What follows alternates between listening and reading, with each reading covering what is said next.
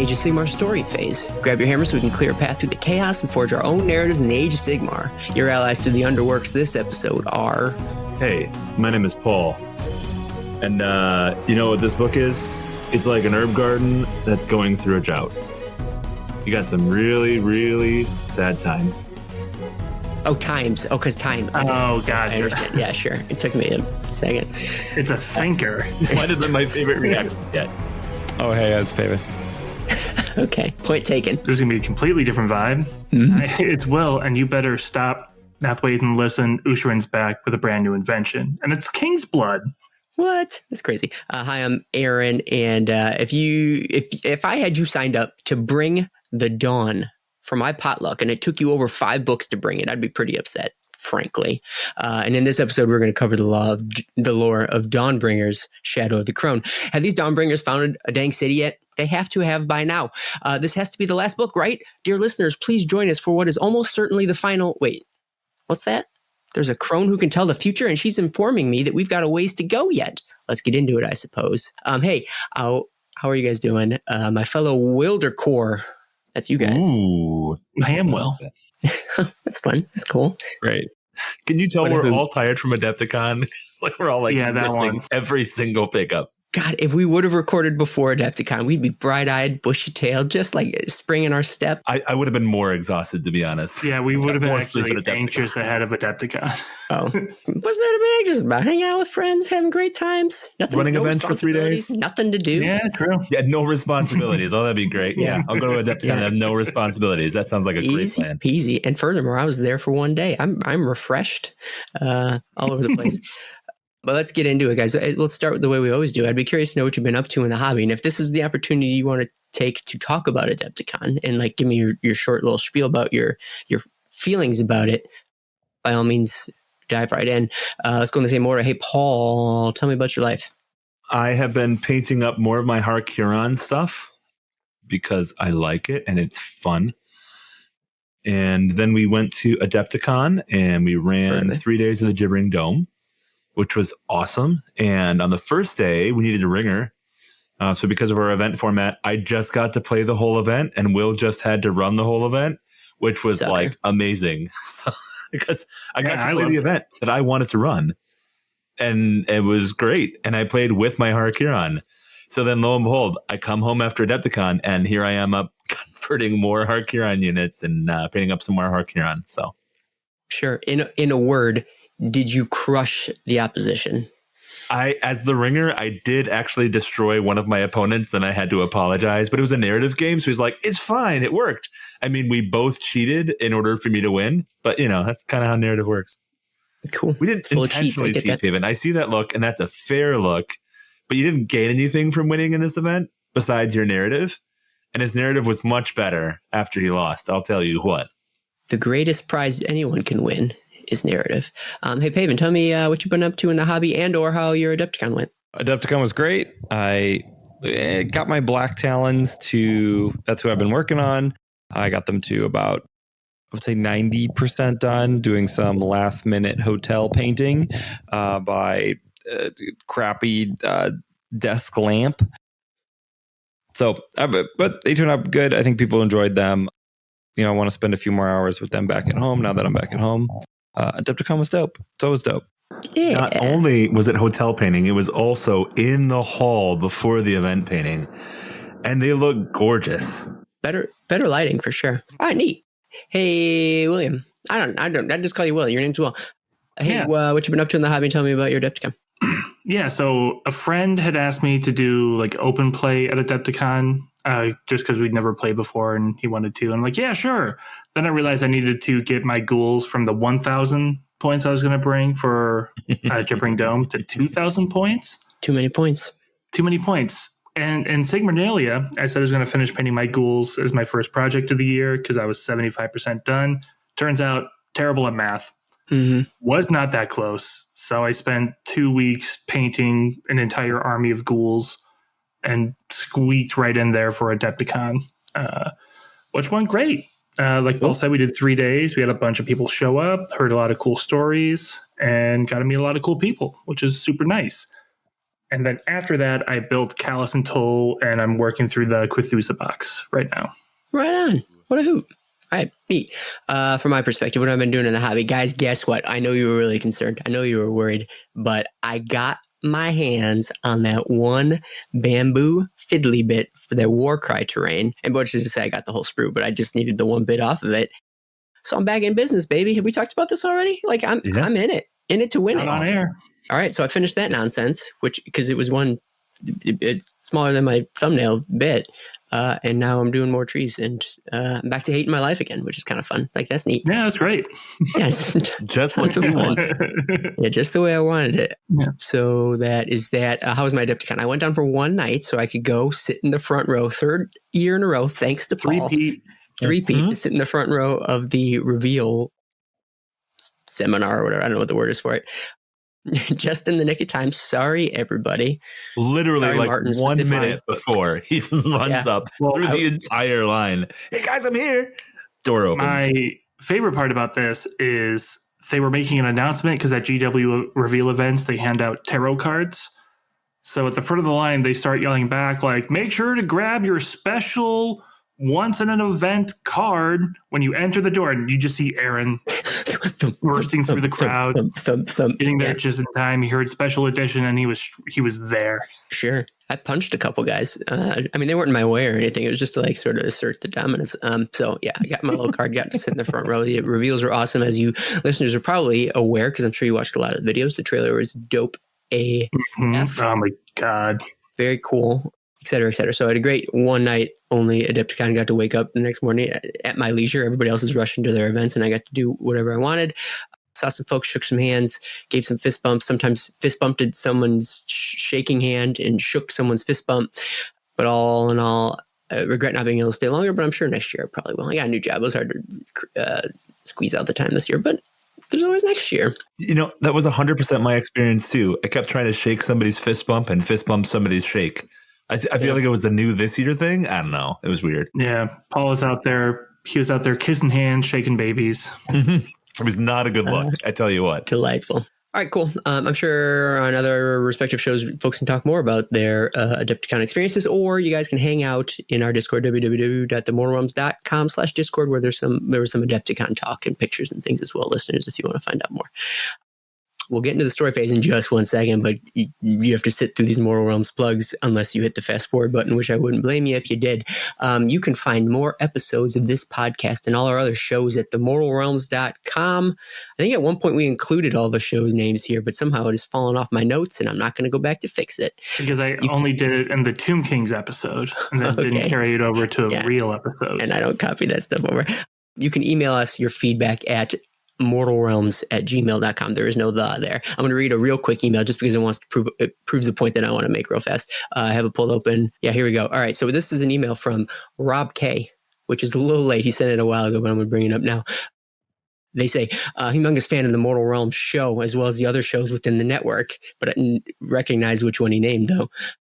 Wanted to follow up on the Sigmarnalia episode question of whether anyone would travel to Madison for some gaming with some rad dudes. I don't know who these rad dudes are, but if they come and visit us at the Mortal Realms, that's cool too.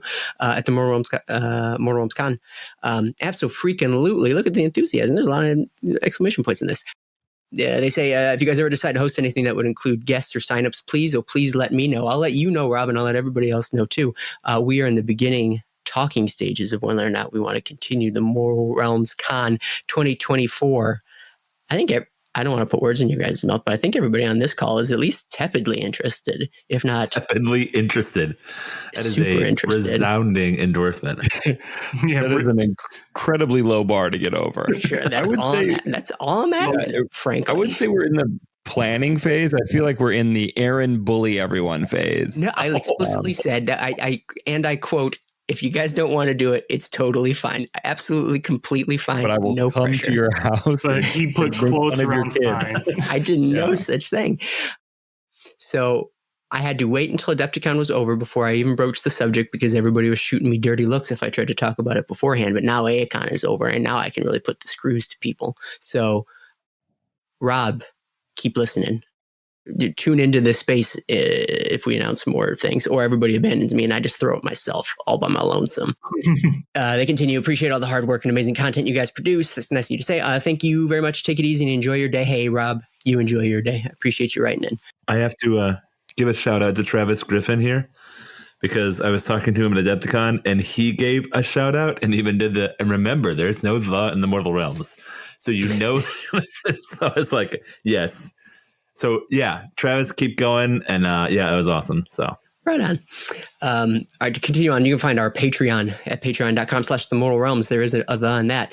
To support the show, get early releases of the story phase and access semi-exclusive content like the Pocket Realms, which are short story phases hosted by Davey and Aaron, and maybe Warhammer Bros. No pressure. I'm not going to put a spotlight on anything right now.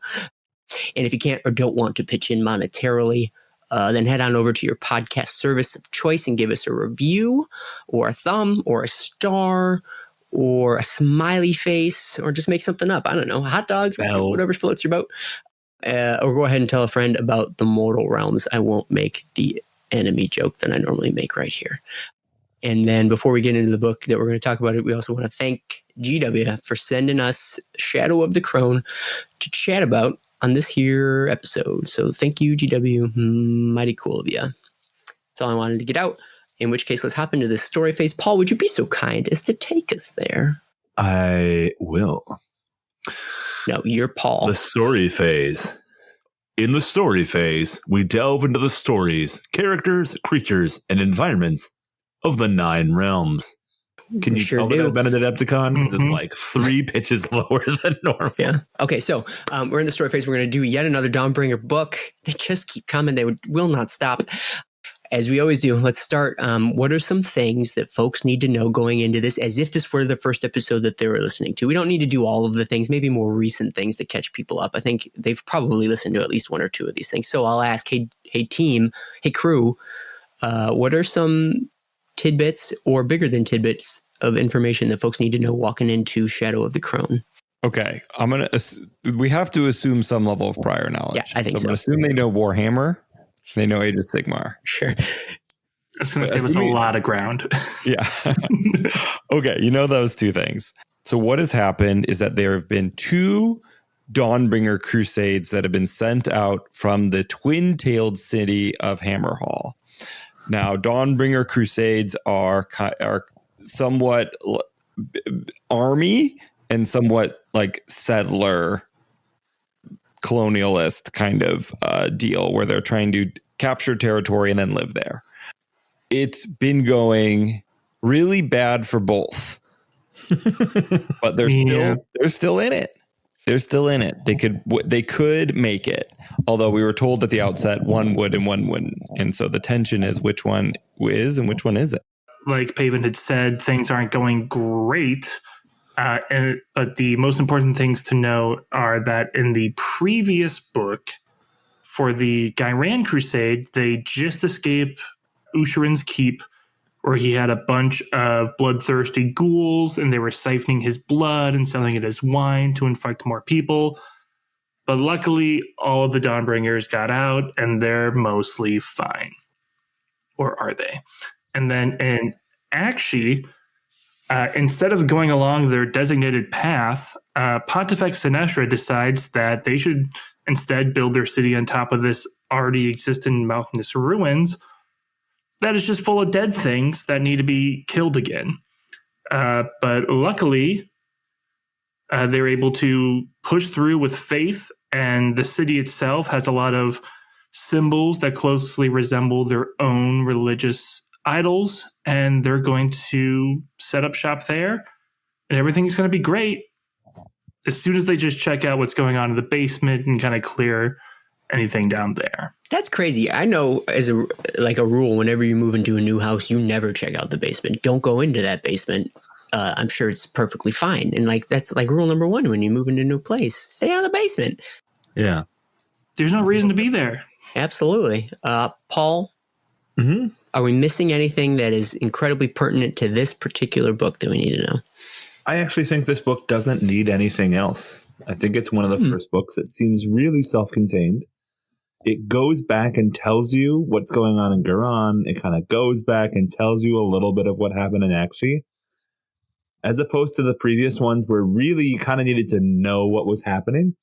It's like, oh yeah, they were just at Usharan's castle and now they're running away. Right? They were just over here and they just got out of this battle, but now they're at this place, right? Because we already had the city founded in the last book for Akshi. So they started a place and they don't go in a place.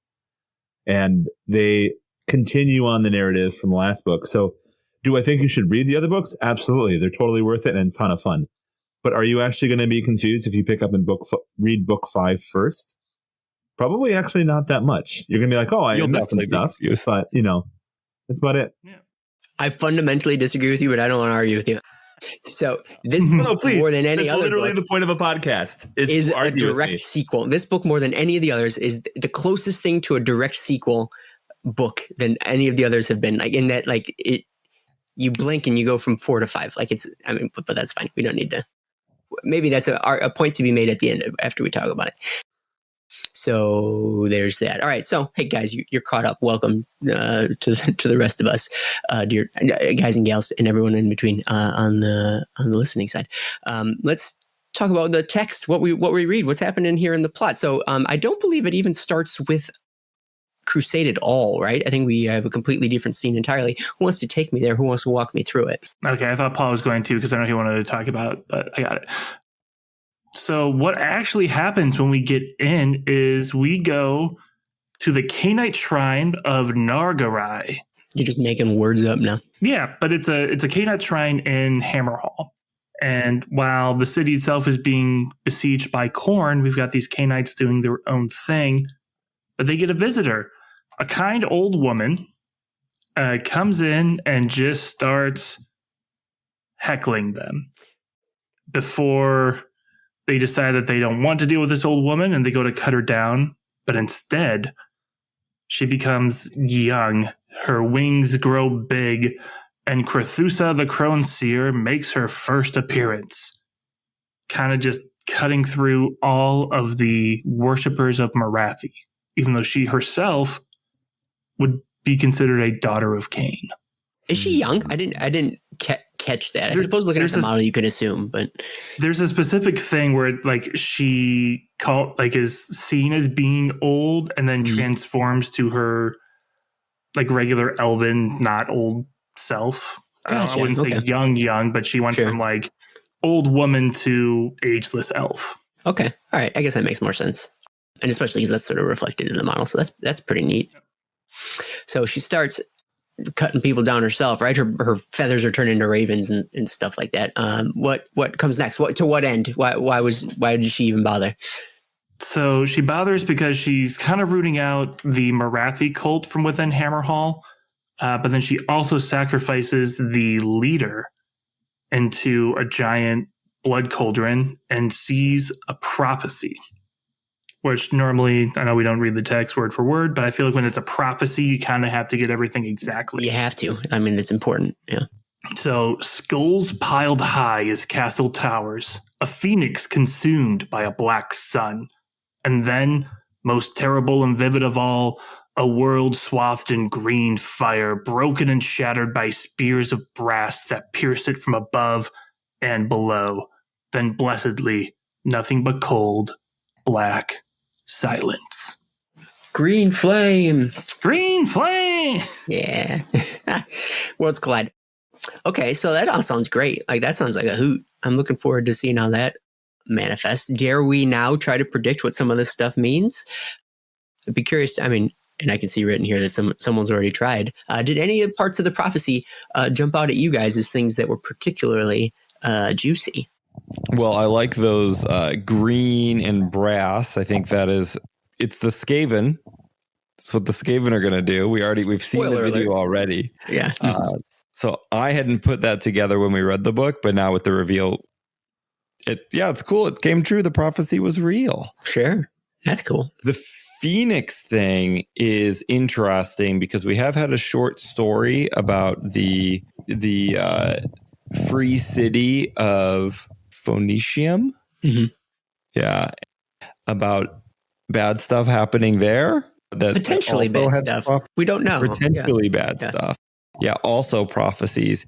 And probably worse for them, they don't have rules in the City of Sigmar book. Not good news. What could it mean? One of the classic seeds of hope. Yeah. And they also don't have models. Not anymore. So, yeah. So bad Who needs stuff. models? Definitely voting for that.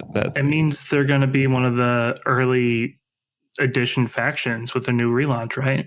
Almost assuredly. I'm Right? laughing because I'm uncomfortable and a little sad because I really like the Phoenix model, even though it's a little flat horizontally. Yeah. Because I still think it's pretty neat. But like this, yeah, I hate to say it so uncaringly, but that needed to go. And here's a way to do it, right? So it seems like there's a target on Phoenicium's back. So I'm kind of looking forward to seeing how it plays out. I hope it's not just like a real like one pager, like there it goes kind of thing. I want them to work for it, whoever's going after it. But I think that remains to be seen. Will, did you have any prophecy parts that you particularly enjoyed? I mean, this is skulls piled high. I'm assuming corn-ish, game hen. Yeah, I mean, we know they're outside of Hammer Hall, so I figured we're going to go see what's going on over there with Corn versus the Hammers of Sigmar that have been kind of showing up in the city throughout the different short stories on Warcom. Sure. Mm-hmm. I think, first edition Realmgate Wars 2.0. Cool. Right on. Yeah, I just wanted to add one more thing is that Krethusa? Is that the Krethusa? Yeah. She mentions that she needs the cauldrons for later. Like she doesn't like to move so overtly, like to take a temple from Morathi, but she does need the temple and the cauldrons for something later. Yeah, sure. I hope we don't have to wait too long to find out why. Okay. At one point, Krethusa mentions that like no lie has ever crossed her lips. Well, this is kind of getting ahead of ourselves a little bit, but like when we talk about like what her prophecies are and like the visions that she has, like don't we learn that like sometimes her prophecies or her visions like are possible futures that may not come to pass? In which case, if she ever talks about them, that'd be kind of a lie, right? Like if she was like talking about a future that wasn't true, at some version of a lie, kind of. Yeah. It feels like that's exactly what a liar would say. That's true. Yeah. Good point. Yeah. I wasn't lying. I just didn't know everything. Sure, I was never misinformed. lied once. Yes. And also I'm a Osiarch Bone Reaper general and I've never lost a battle. Never lost. Doesn't count. Same principles. Yep. 2024. So that was a fun little scene, introduced us to the Crone Seer, the titular Crone Seer. And so more to come, maybe more to come on that, or maybe we never see her again. Dear listeners, stick with us and we'll let you know what we find out. But yet again, the scene shifts entirely, still not to a Dawnbringer crusade, if I understand correctly. Yeah. We're just, where these crusades? I mean, whenever the Dawnbringer crusades aren't in the book, the audience should be asking, where's the crusades? But now we're still in Hammer Hall. Who do we check in with next, you guys? Our boys, Callus and Toll. You had to tell me who these guys were in episode 1, I think, but they're back. They're on a new mission. They're going to save Hammer Hall again. And this time it's from the King's Blood Curse. The King's Blood Curse, we know, is from drinking Usharon's tainted blood that is shipped out in casks of wine. And a lot of problems are happening in Hammer Hall right now, but the worst is turning people into ghouls. So they need to figure out the source of the curse and root it out. And they've assembled a team. Putting together a team. So it's Toll and Callus, of course. Sure. And then they've added 2 helpers. A Shyishian crypt thief, Lissa Revenya. Revenya.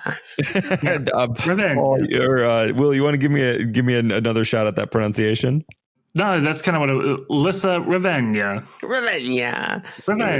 Yeah, it's. Look at the pattern. Wait, are we going Slavic or Italian for this one? Trying to go in between. Okay. I was kind of going northern Chicago suburbs, but that's more of Ravenna, but that's okay. Oh, maybe.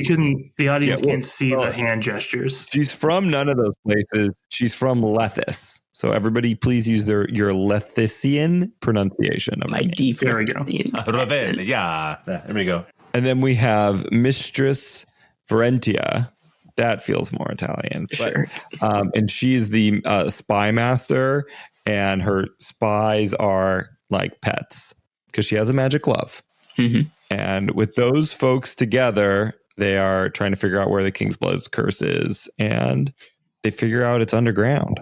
I don't know if anybody wants to take up the story from here.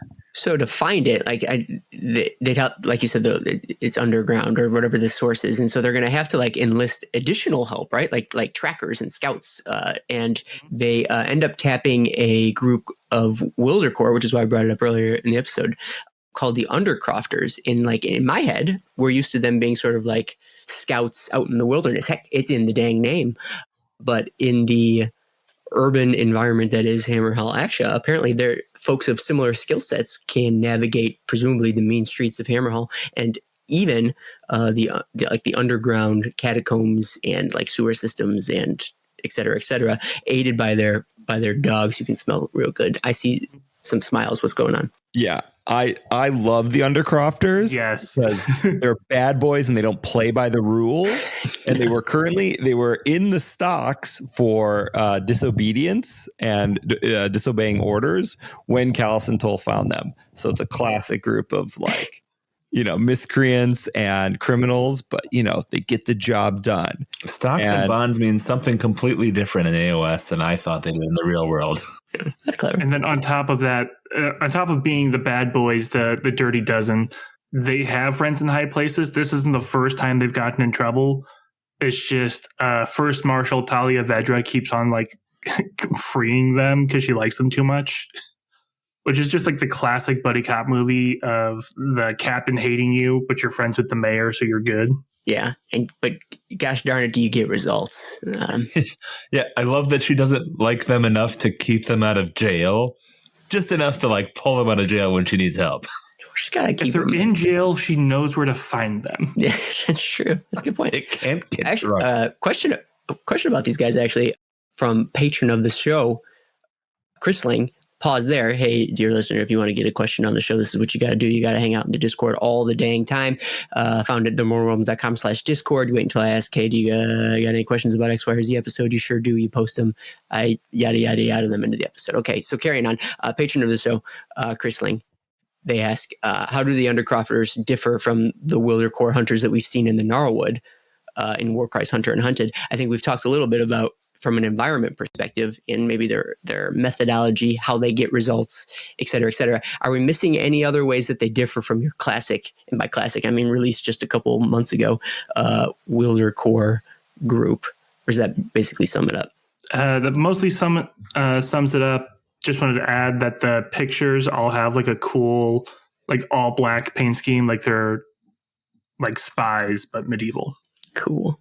I'm into that. And I should mention there's one more part of the crew they enlisted who's not like, it doesn't take orders from Callison Toll, but they were able to pull in a Stormcast named Lord Castellant Valius, the Keeper Action of Hammerhall. And so the Castellants are the like fortress builders, and he's there to defend Hammerhall. And he has a cool magic artifact, which is a big key, and he can use it and he can walk through any door and appear out any door in the entire city. It's like a mini realm game. Seems super OP, but in a massive metropolis, if you don't know where you're going, it's not necessarily that helpful. Yeah. I just love he has the literal key to the city and just uses that to go wherever he wants. Sure. Well, and just because you can go anywhere doesn't mean you can be everywhere. Like you're still a one person. So like that is also a limitation in terms of his influence, but it sure helps. So that's pretty cool. Do we catch much more, at least in this snapshot of what they're up to? It's more like they're planning and they're determining where they want to go. Does it continue on from there? Yeah, so they know they need to go. They figured out that the origin of the curse is beneath the city, somewhere in the sewers, and they give the scent of King's blood to the dogs, and a few of them lose their fudging minds. There you go. They have to kill the dogs, but the rest of the dogs kind of pull on the leash and they're off. They're off down into the sewers, into the guts of Hammerhall. That's cool. They're off to the races. I like this.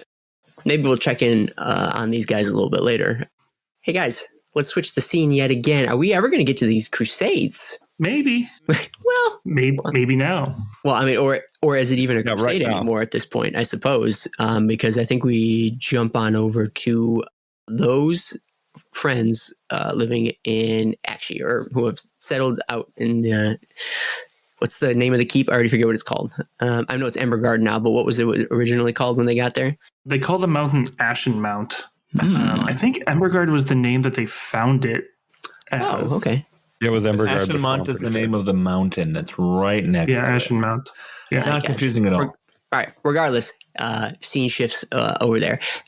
My friends, tell me what they're up to. What are they doing? Like, I think they just last time I saw them, they had just defeated some like death faction, like necromancer type group who were trying to warn them off and get them out of here. That seems like all their troubles are solved. Now it's Especially with those necromancer type people. Like, I mean, like they wouldn't show up again, would they? Yeah, you're not well, going to they see couldn't death possibly. again. But wait, But wait, there's more. there's more. Lay it on me. The last book, it was mentioned that all of their water kind of turned to blood, which is not what you wanted to do. Yeah, we've been there. But Typically, they were able Not a great to recover it. The downside is they just still need more water. And some of their scouts were exploring the catacombs beneath the city. And they're like, hey, there could be water down here. Let's check it out. I feel like you should never explore the basement in the new house. Didn't you just say that? Like, this is terrible. Check it out. Well, and if you go to the catacombs of a city run by necromancers, you're going to find some ghosts. Mm-hmm. Okay, Mm-hmm. let's pause there and let's talk about like what the good things are. Okay. So they founded the city. Yes. Check. They founded it. They did it.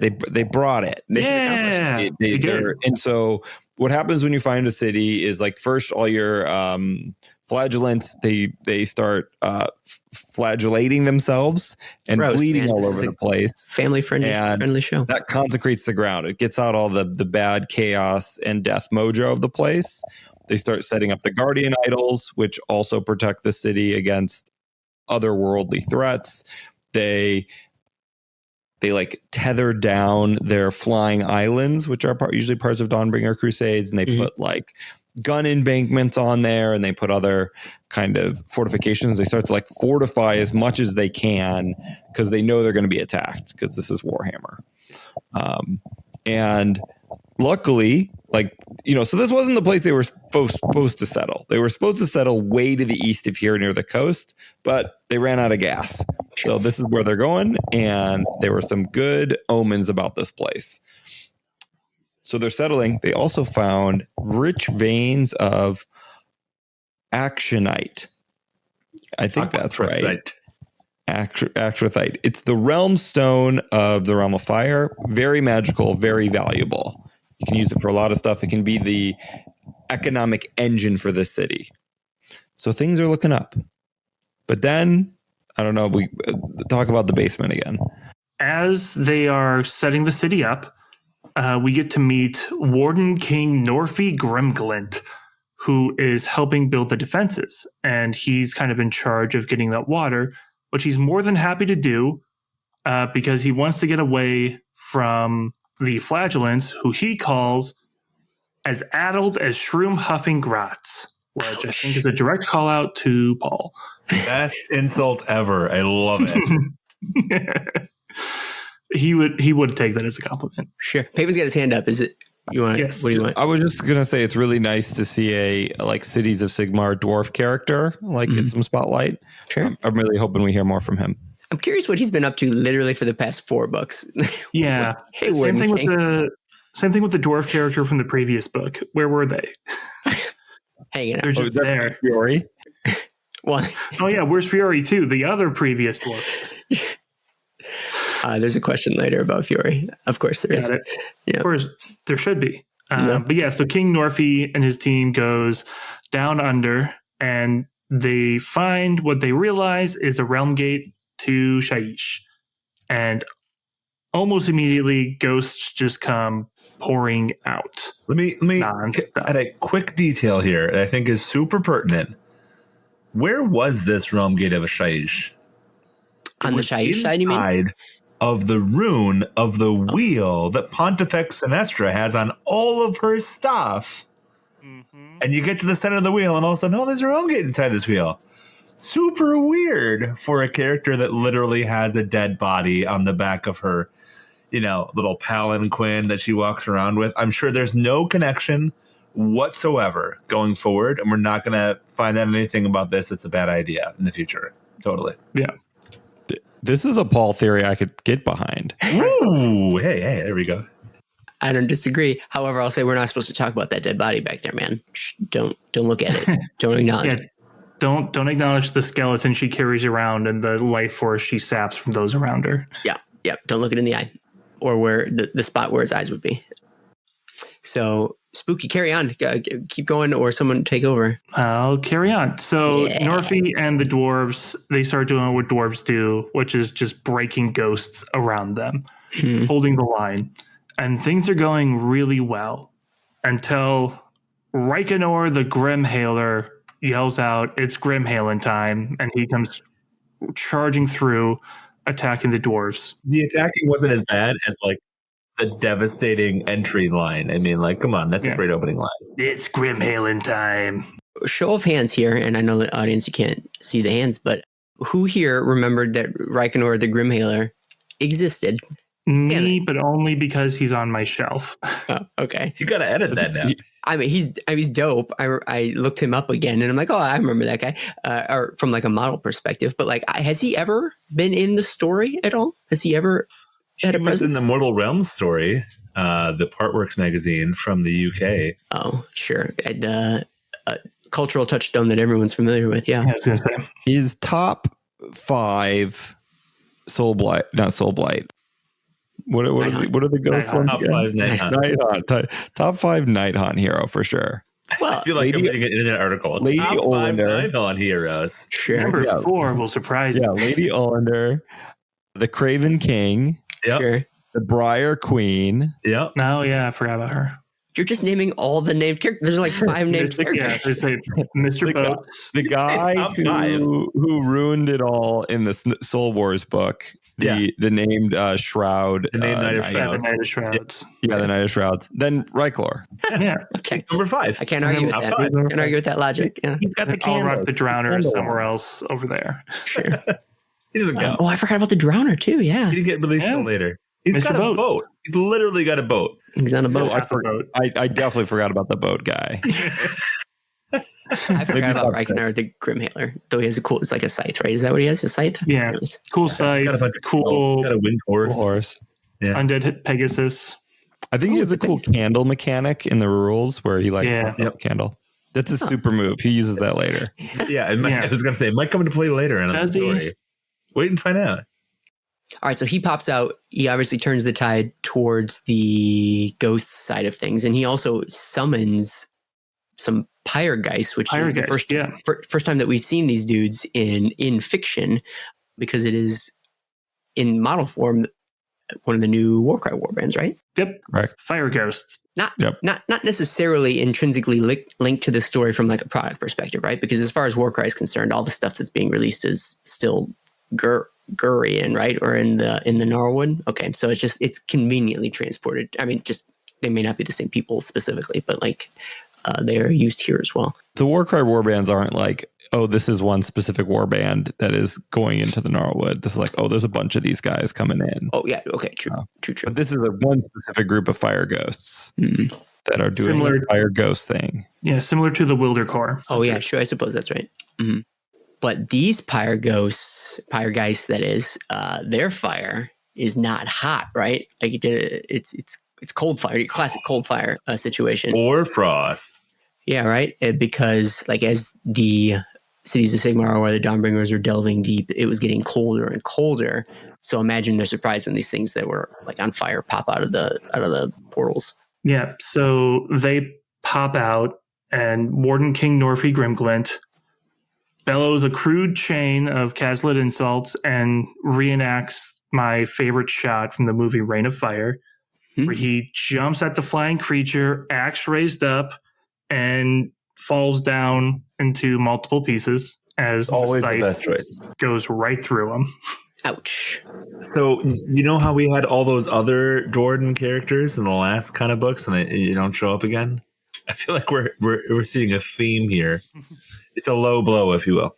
I've got a question from a listener that was going to come up later, but I'm going to ask it now because it's pertinent. Let's see if I can find it real quick. It's in here somewhere. Worth bringing up here. Maybe I didn't include it, but I'm going to paraphrase it. Hey, SageMut14, sorry I didn't directly get the quote. I had some of your other ones, but I know you also asked, does this book continue the tradition of introducing a named special character only to have them immediately blown up like 2 sentences later? And yes, to answer your question, this book does continue that tradition. You're welcome. I kind of love this new tradition, though. Like, you're like, all right, you're expendable, but how expendable? Are you like 2 paragraphs later expendable, or we're going to find out at the end of the book expendable? Yeah. Yeah. Well, game. And we called at the beginning of the series with Marshal Thorian, who's leading the crusade in Guyran, like, oh, she's not going to make it. So far, she's holding in there. So we've got one. Literally founded a city. She's doing a big great. exception. She's the best. Yeah. Yeah, she's a non-special character that's lived through like 4 books. Yeah, and we're going to get to her. She is a wedge. There's also a SageMut question about her, frankly. Yeah. So there's that too. We'll cross that bridge. All right. So what comes next? Okay, so Reklinor has a plan here, and it is to blow everything up with death fire magic, and it's taking all of the energy that is in the Emberstone, or the Actionite, that realm stone that was beneath the mountain, and then infusing it with death magic, and then make it a huge undead inferno that kills all living creatures within, a 100-mile radius or whatever. And that's how he's gonna get rid of that new pesky settlement. But while he's doing that, he also wants to take out Zenestra, because one of the things that can fight off death magic is hope, which we've seen before in like the Cursed City board game. And so, the Dawnbringers are kind of have pinned all of her hopes on this religious figure. And so he wants to snuff her out. And then he'll be kind of unopposed to enact this plan. Like a candle, like you were saying. I had another thought. I lost it. So did Zenestra draw him here? Like, was he drawn to Zenestra? Like her presence somehow, like someone here? All right. There was something about her soul is owed to Nagash, and she has somehow managed to avoid that debt. What? That's crazy. Yeah, that doesn't make any sense. She's just an old lady. Again, that dead body on the back of her palanquin. It's just there for looks. Don't look at the dead body. You don't look at the dead body, man. All right, cool. So now it sounds like we're going to shift some scenes, unless there's other thoughts about. Actually, we're descending into the depths, back to Callus and Toll. I miss these guys already, so we're back in the swing of things. So we get a glimpse. I don't know if we spent too much time in the underground parts of Hammer Hall. I'm trying to think. There was that one box set of Warhammer Quest, but even then, I don't know if it was like talks about like the sewers and stuff, but maybe it did. I can't remember. I don't know that we ever played it, though I do have it right over there. I'll have to crack that open at one point. But we're checking things out. And so like it's a classic fantasy city, underground environment, catacombs, pipes, a lot of like steamworks and stuff. Real cool environment, real cool scene. I think it's pretty particularly varied. We get to see a bunch of stuff. And so a lot of they're trailing these dogs to, navigating the tunnels, and then eventually they lead through and to an underground reservoir, which seems as if it serves as some sort of water source for the city or what have you, which seems like it's a place that should be like extremely protected, if you ask me. I mean, I'm not in charge of this place, but you would think there'd be some level of guardianship going on here, especially since we had all those gits coming up from the Harbinger's book that came up from under the city. What are they doing? Crazy. Like, do you know how much money it would cost to have somebody here all the time? Like, you just don't have money for that. How much money it's going to cost to repel a underground invasion? But at any rate, they find it pretty uninhabited, if I remember correctly, right? Like there's nobody here. No. Yeah, pretty much. And because of that, the reservoir's not in great shape, right? Like, tell me about what they find. Well, it's definitely not clear.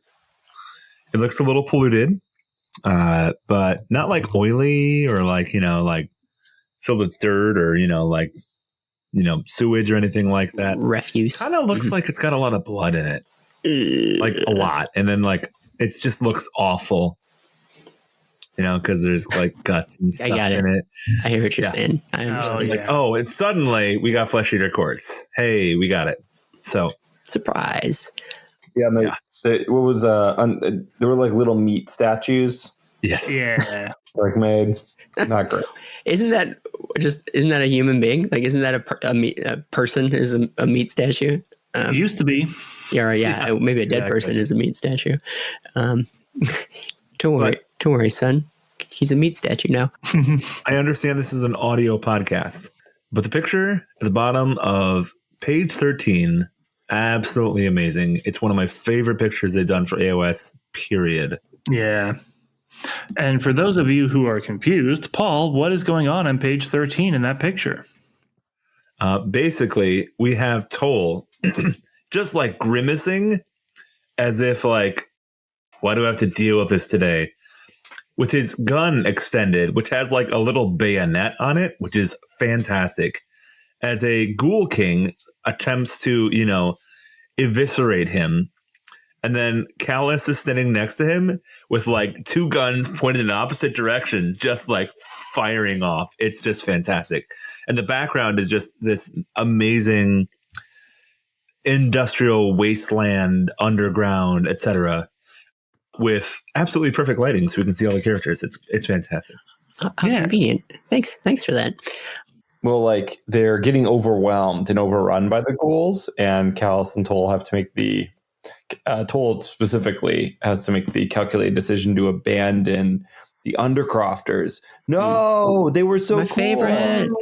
And so they leave them to die while they try to complete the mission by like climbing up a ladder into some pipes and getting to like the main control area. Oh, perfect. Okay. I don't know. Blow it up. I'm not sure what their plan was. They'll know it when they see it. Yeah, but that shifts away.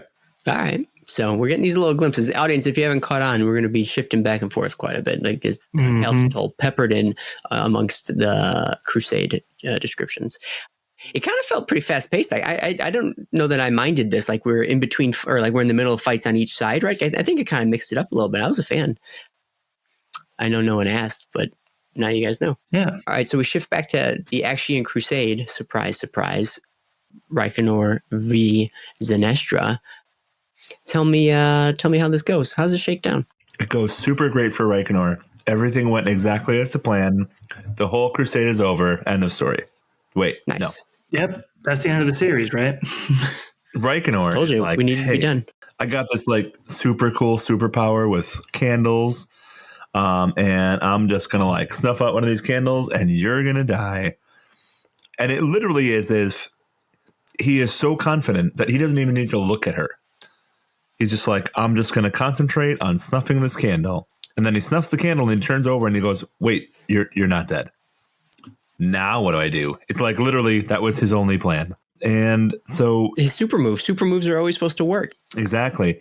But he has no idea why or what to do next. So I'm just going to like keep fighting and stuff because, oh crap, my super move failed.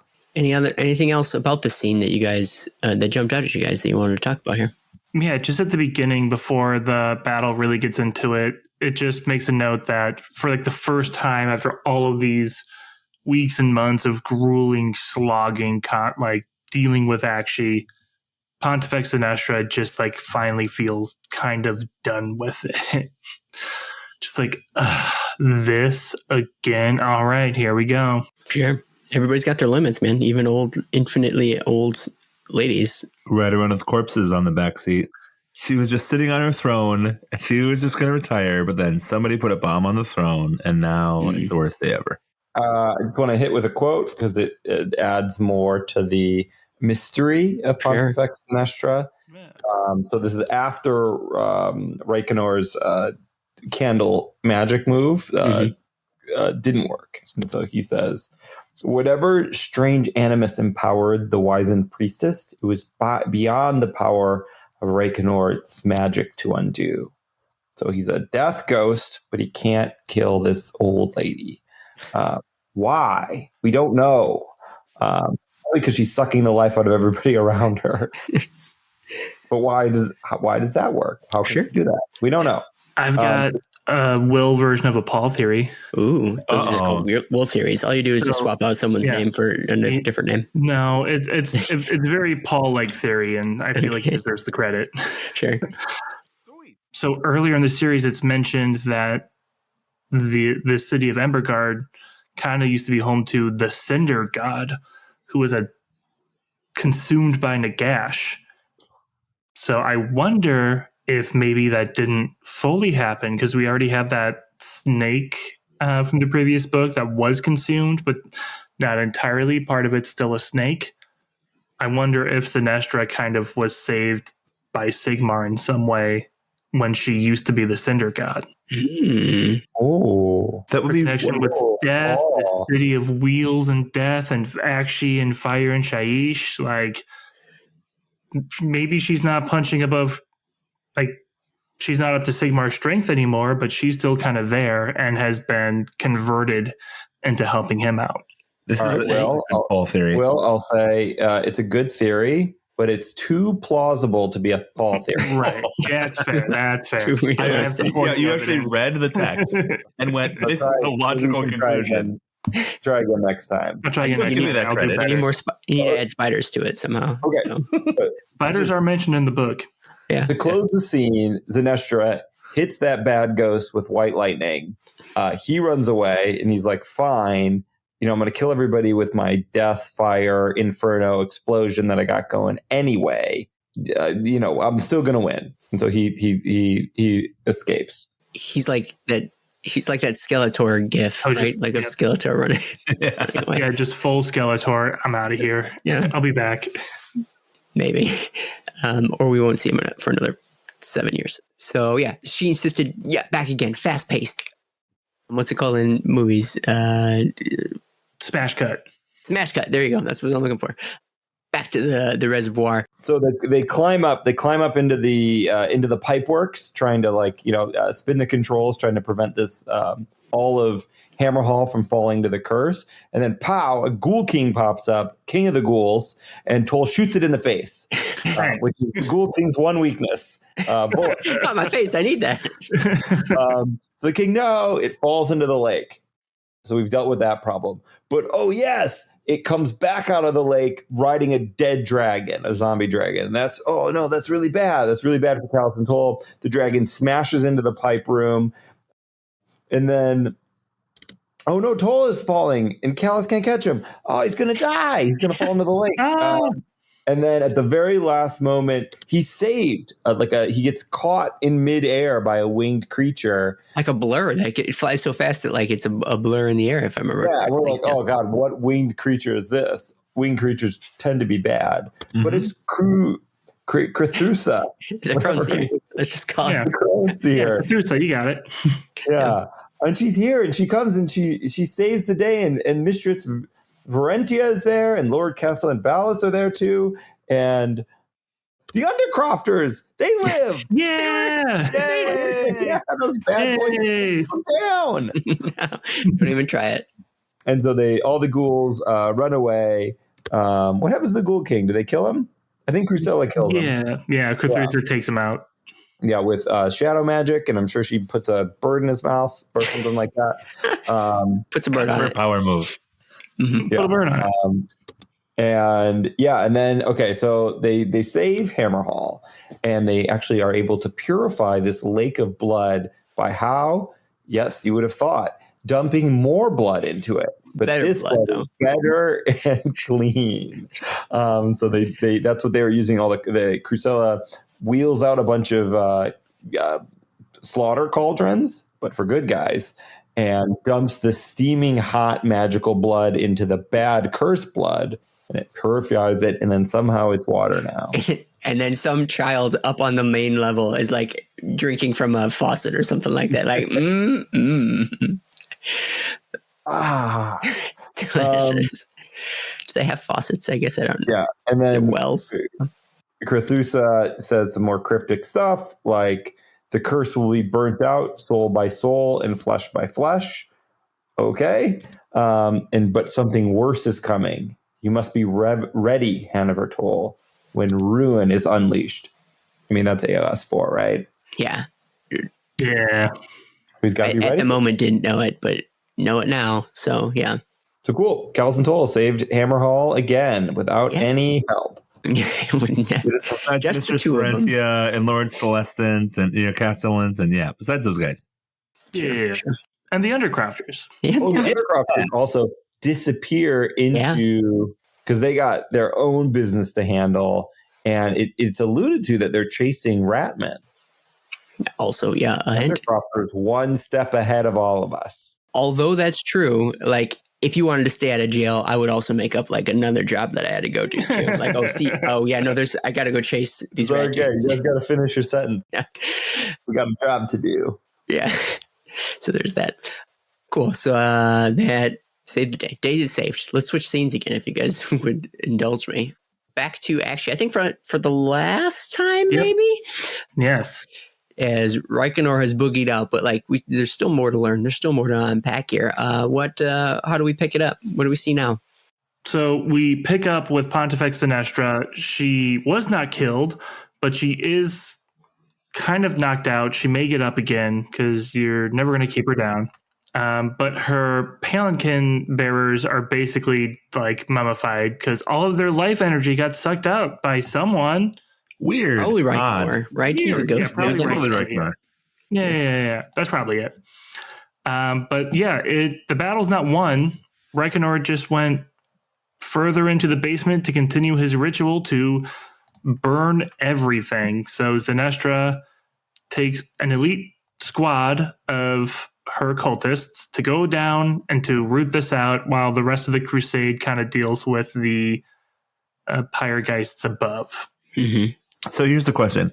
What do you do when you're already a flagellant, which is literally like, crazy beyond belief? You will whip your own flesh in order to spread blood on the land and cleanse it to become like the super uber crazy flagellants that Sinestra picks out to be like her personal guard. Like there has to be a story there.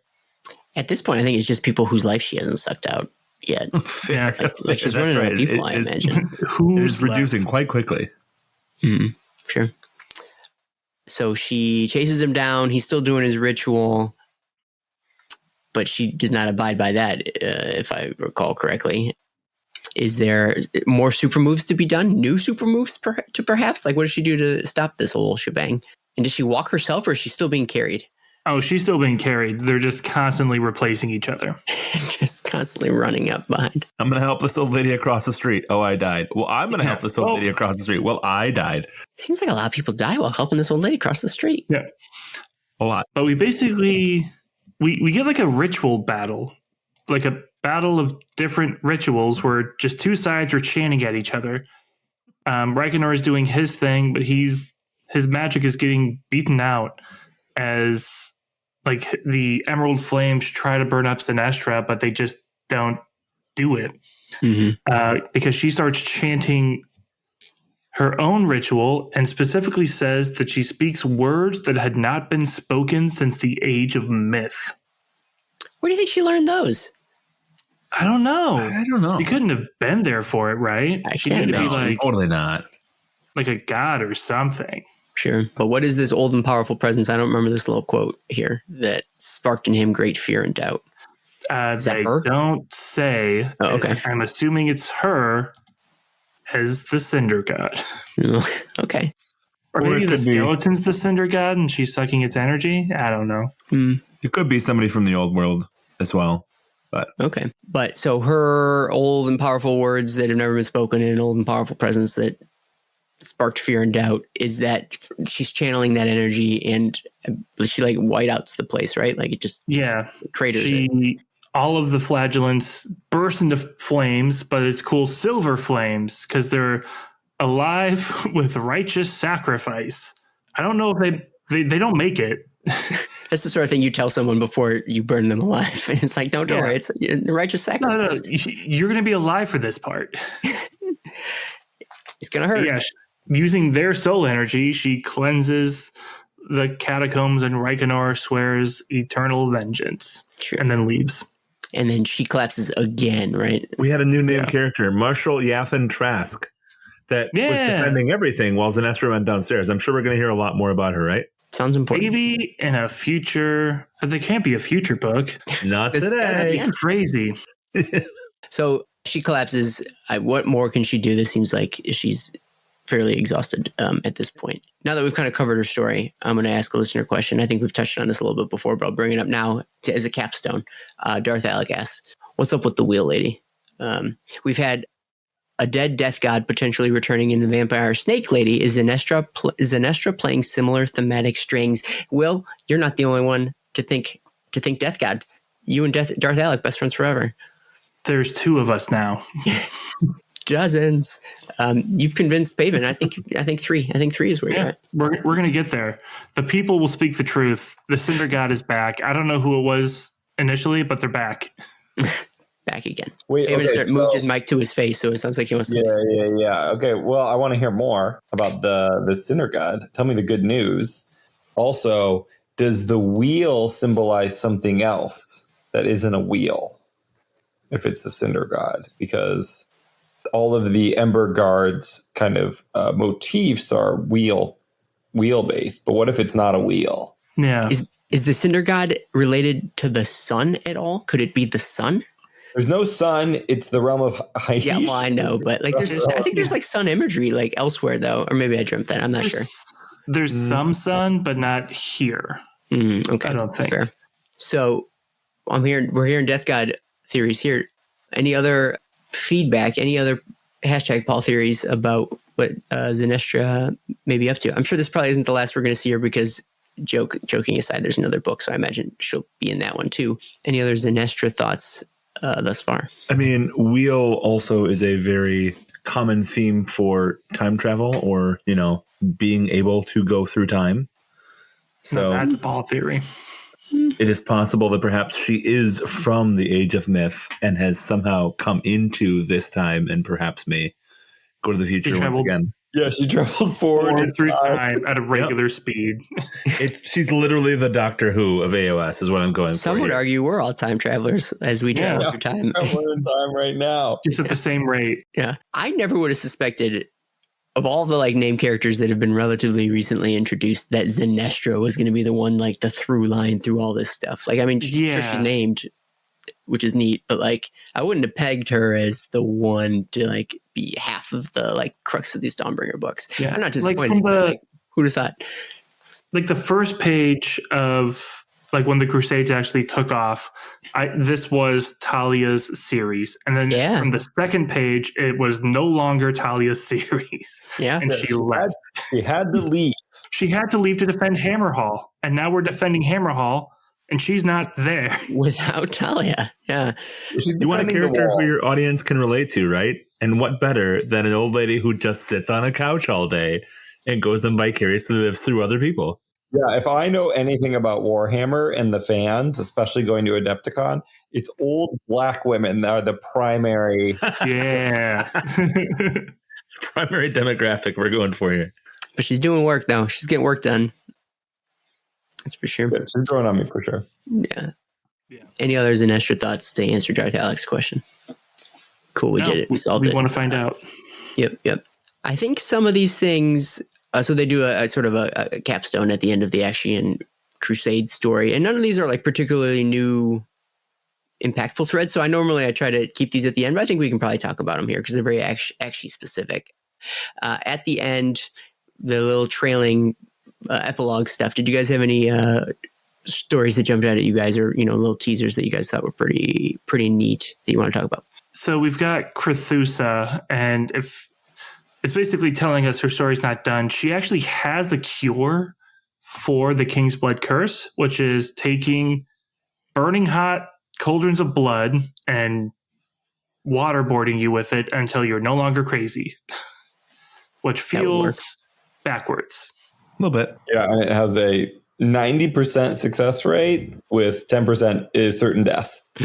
I'll take those odds. But 90% of the time works every time. You're not a cool. That's pretty good. Yeah, either way. And then she pledges that, if all this stuff is coming from Guy Rand, maybe I should go check it out. And then she flies away. Never to be seen again. Just kidding. Other little short story stuff or like epilogue stuff that you guys want to talk about? That was Zenestra's in a coma. Yeah, it took too much out of her. Emberguard continues to be built. It has a symbol, which that's good for like a graphic design symbol like the other cities. That's one more mark in the column of Emberguard will probably be the city that survives. And they were also requesting reinforcements from Hammerhall, which is, after the Crusade settles for the first time, often it needs waves of reinforcements in order to actually grow to a reasonable city because of how dangerous the mortal realms are. So there's not really actually any kind of settlers with the first group. It's all military. Mm-hmm. Although the military will live there. Like that's their new home. Sure. Or they will die there. Yeah. The other thing is, oh man, we missed one shipment of the King's Blood wine. Got out. And it's going... Weirdly enough, somehow they're shipping it right to the other crusade. Yeah, yeah, right. Direct. Don't give them like extra. I guess you need a reprovision. It's just like how insane the realms are that they would try to en route get a shipment to this crusade, and it would be wine, and it would be poison wine, right? And delivered by courier. The whole point is it's hard to get to these places. You have to have a full army escort in order to do anything anywhere. Yeah, but apparently these guys can just run a crate through. It's kind of like Prohibition runners, I suppose. I don't know. So yeah, interesting. There's also a group of flagellants who were there when Zenestra silver flamed everybody. But most of them died, but some survived, and their flesh and spirits alike were seared by the intensity of Zenestra's holy incantations. They're the soul scorched now, and they bear their burns proudly. Who wouldn't, right? So it's kind of a cool name. I like it. Cool local thing. Yeah. All right, we done with Actually? Should we get out of here? Yeah. Here being Actually. All right, moving right along. So, guys, there's a whole other crusade. How quickly we forget. Over on the Guy Rand side, Marshal Thorian fleeing from Usharan, despite the fact that Usharan kind of let him leave. So, do you need to flee? I guess there were some fights there too. But where are they going? Where are they headed? What's their heading? What's next for them? Yeah, so they are still kind of fleeing from Usharan's court, and they're slowly connecting with the other parts of the crusade that had to split, because only some actually went to the keep and some just kind of wanted to go ahead. Yeah. Or they scattered, or they took different routes. They got split up because they were harried before they went to the keep even. So they had to split the party. Classic move. Everybody doesn't. Yeah. So they make their way kind of east a bit, and they see two big rivers. One is the Witherflow. That's not a good name for a river. Which is on its way to Slithid Jut, which we all know Slithid Jut, right? Oh, yeah. I vacationed there when I was younger. Yeah, exactly. And there had been this structure called the Voril Dam that had sort of been keeping track of stuff. And kind of along that line is where they were going to head to Nathwaite's Crossing, founded by Nathwaite, who was a marshal of his own crusade, kind of creating the resupply station for other crusades to pass through as they go to their later destinations. Yeah, so not a city by any stretch of imagination, and that was never the intention. It was never meant per se to be a brand new station, but rather it's like you said, a halfway point, resupply point. It's on the coast, right? It's where it's on a delta or something like that. Yeah, where the river meets the sea. Yeah, you get it. And so it's a entry point into the lands of that region of, I don't know, are you still in the neck technically over there, or is it a different part of the continent? I guess what difference does it make? You just kind of went just past the neck. Okay, gotcha. So hey, the Dawnbringers excited to see friendly faces, reach relative safety.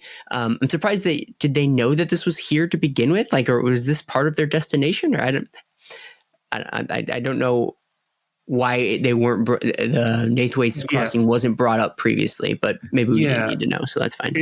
I think it's just because we didn't need to know, because it says they had gotten the last communication a week or so before they shipped out saying everything's great. Come on down. Okay. Gotcha. So come on down. They do. They are greeted with open arms. There's Sub-Marshal Van Dice, not Vandis, Van Dice, greets Marshal Thorian when they roll up, and the Dawnbringer Crusade that we've been following, Thorian's group, they like kind of get weird vibes a little bit from this crew, but there's no like anything explicitly wrong with them. Like so be it. And so they take an opportunity to rest. What comes next? Yeah, they were just excited to get those supplies. They got food and water, resupplied their weapons and ammunition, which is a big one. But they also got like some really fun supplies, like Hammer Hallian Fire Ale, and then a special little ambrosia, or like some deep dark wine marked in bottles with the letter K. That's nearly blood red. That's crazy. So, and kind of to the point we were just talking, are you trying to tell me that wine got shipped from Usharon to Hammerhall and then shipped all the way back to this almost the exact same spot in Ghyran? Like, it covered a lot of ground. That's insane. I guess it would make sense if it came directly from Usharon himself, I suppose. But still, it's well traveled as well as well aged. Additionally, cool. So they party down. Folks are drinking wine, as you and I both know, dear listener. It's not great, and folks start to, we'll start to eventually succumb to this. But I believe there's more. It doesn't happen right away. It's a slow acting situation. Yeah. So what happens is they all get those bad vibes from the locals, and they dip out. They got other things to do. They just needed supplies, and they're going to go out to try to found their city. And so they how do they know that they're going to head to this Gilnard's Gate? What draws them there? I'm trying to recall why they know that that's the right destination. Because the Crusade's most experienced lay mages and Equinoxians. No, sure, okay. Just kind of pointed to a map and said, "There's good." Yeah. So what you're saying is they threw darts at a map when they were drunk, and then they sobered up and said, "Yeah, that's the one." Yep, that works. But it's a cool little valley. It's got like turquoise stone everywhere, and there's this little pocket and I think a realm gate. It says an ancient portal known as Gilnarad's Gate, which is enveloped in a huge white flower. It is a realm gate. It doesn't say where it goes to yet, but that there's a realm gate inside a massive like fairy flower, very Gyranian. The only downside is that someone's already there. Before we get to that in this great battle, there's a cutaway I want to talk about, which is titled The Stricken King. Yeah.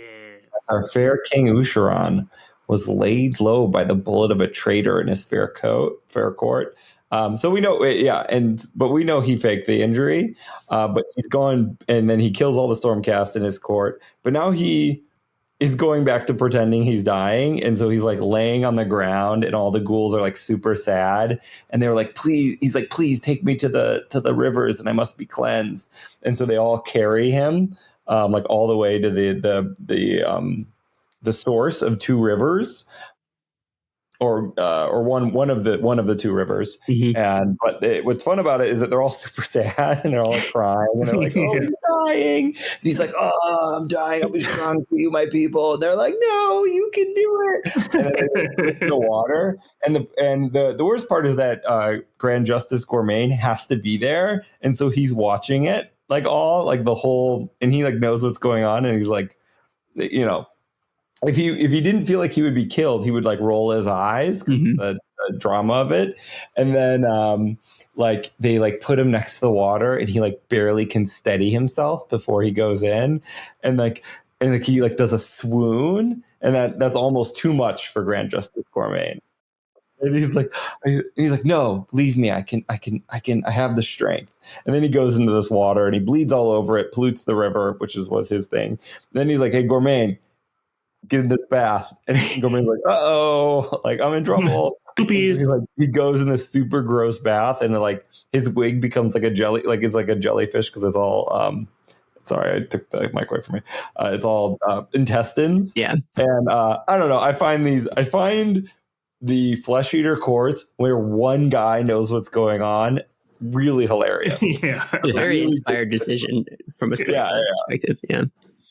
So, but he gets his delusion kicks back up when he's like so close to the blood of Usharan.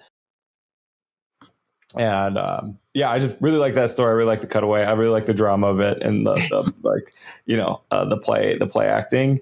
And it is important that this river is now like polluted and is running straight toward what is it? Everwaith?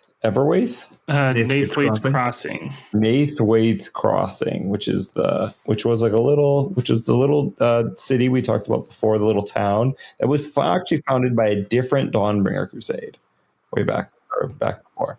But our Dawnbringer crusade, the cool kids, are going to head out into the wilderness, head towards Gilnard's Gate, and are going to go head to head up against a Slaneshi force. The Writhing Tongue, led by Lord Znai. This is too many. There's too many letters in this word. Lord Zithiskosk. You got it. Nailed it. What Paul said. Sure. Who apparently had been sent by Glutos, whatever the big guy name is, Glutos. Or Scoliad. Oh, yeah, there you go. Also that. Who loves tasting stuff, and he sent these folks to, like, maybe he heard about this sweet King's Blood wine out there, and he wants a little taste himself.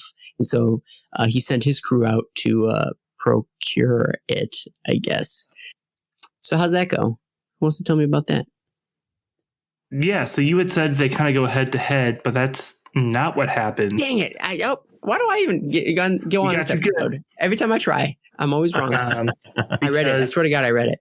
Yeah, it's just because the Lord Hubris decides that instead of waiting for them to come to him, he's going to take them out. So it says billowing clouds of lavender mist, just, I'm assuming a cloud of perfume, just wafts over the crusade and creates just like a fog cloud. And him and his cavalry just kind of keep on darting back and forth, taking out as many people as they can without getting caught, lighting things on fire, destroying the caravan, and stealing as much wine as they can. So your objection is with my term "go to head," like it's not head to head fight. I see. Okay, he goes for the flanks. Yeah, sure. Yeah. So they can't nail. I mean, they're not. These crusades aren't necessarily known for their agility or like their nimbleness, and so like it's the classic speedy Slanesh. Like, I mean, they're not necessarily always sneaky, but like they can't catch them. They're too fast, right? And they're darting in and out. What are you gonna do? How are you gonna fight against something like that? This also, I think this crusade jumps scenes back and forth a little bit, right? Because we're dealing with both the crusade out there, but we also get glimpses of what's happening back at Nathwaite's Crossing as well. Do we shift scenes here, or is there more to this attack before we shift out of there? There's a little bit more to the attack. The Alchemite Warforgers kind of clear the air by burning away the mist, and it says that the soldiers are just so fed up with everything going on that they just start beating the Slaneshi with rifle butts and sabers, and that's what does it. The Lord Hubris decided that he's kind of got everything he wants to get. Instead of dealing with these angry soldiers, they're just going to take what they want and flee, and they just book it out of there. Would you say that the Dawnbringers were incensed? No. Sure would. Pavement. So they also mentioned that the Hedonites just really didn't have the numbers to win any kind of protracted battle. They were just there for the wine, get that tasty wine, bring it to their big fat leader, and get out of Dodge. And so Dawnbringers win. Yay! Yeah. I mean, if the other side runs, okay, sure, wins. You know what? They win. Only book 5. Book done. Yeah, and the Dawnbringers, unassisted by anybody else, finally win a battle on their own. And it's even better because they didn't even know they had the King's Blood. The Slaneshis probably saved the crusade because they were going to drink that as their victory when they landed. They did him a solid, actually. That's a good point. Yeah, help them out. They didn't know about it, so they're like, "Oh man, they took all of our good wine. All of our good wine. This is the worst thing that's ever happened to this crusade." Paul's point is right, though. Like at this point, like it's just the crusade. Like they don't have any helpers anymore, right? Like is anybody else following anymore? Like the Stormcast are gone. the Sylvaneth are gone. Like there's no one really left. Or is there are there still Stormcast, or did they all die in Usharon's court? There were some Hollow Knights at the beginning of the last book. I don't think they're never mentioned after Usharon does his thing. So Okay. I'm going to assume they died, but then we're going to get a named one in the next book who had been there the whole time but never mentioned. Yeah, because the Stormcasts that were killed by Usharon, those were all Hammers of Sigmar. Yeah, they were a separate storm host who showed up like, hey, you guys going to this dinner? Mind if we tag along? Mm-hmm. Were they the Soul Blights? Or Soul Brights. Soul contingent. Blight. Yeah. Or whatever. I don't know if that's a separate chain. Oh yeah, she might have or if they were just like Hammer Hands. All right, cool. So, I mean, it sounds like, hey, we made it. Like Emberguard, Verdigris is now ready to be established. They're going to start, planting stakes, right? Like they've got their environment. Yeah. They got the claim the on region. a nice little plateau. They have a realm gate. They just start painting up your Verdigris armies, everyone. I'm sure it's going to be fine. Yeah, it's all great. Stop reading the book now. Just close it. We're all set. But that's not true. There's more. We learn more. And so this is when the scene shifts back to Nathwaite's Crossing. And we discovered that, yes, they were infected with the King's Blood all along. And then, also now we know the river is also going to be a source of infection as well. And something needs to be done about it. What comes next? How do we progress from here? Well, first thing is, they didn't all go to Verdigris. Mm-hmm. They left some behind. There is a sub-marshal Vandus that was left behind. And once we know that Vandus is here, Vandus is like, oh, hey, Nathwaite, there's bad things happening. And Nathwaite's like, oh, you know what's going to fix this?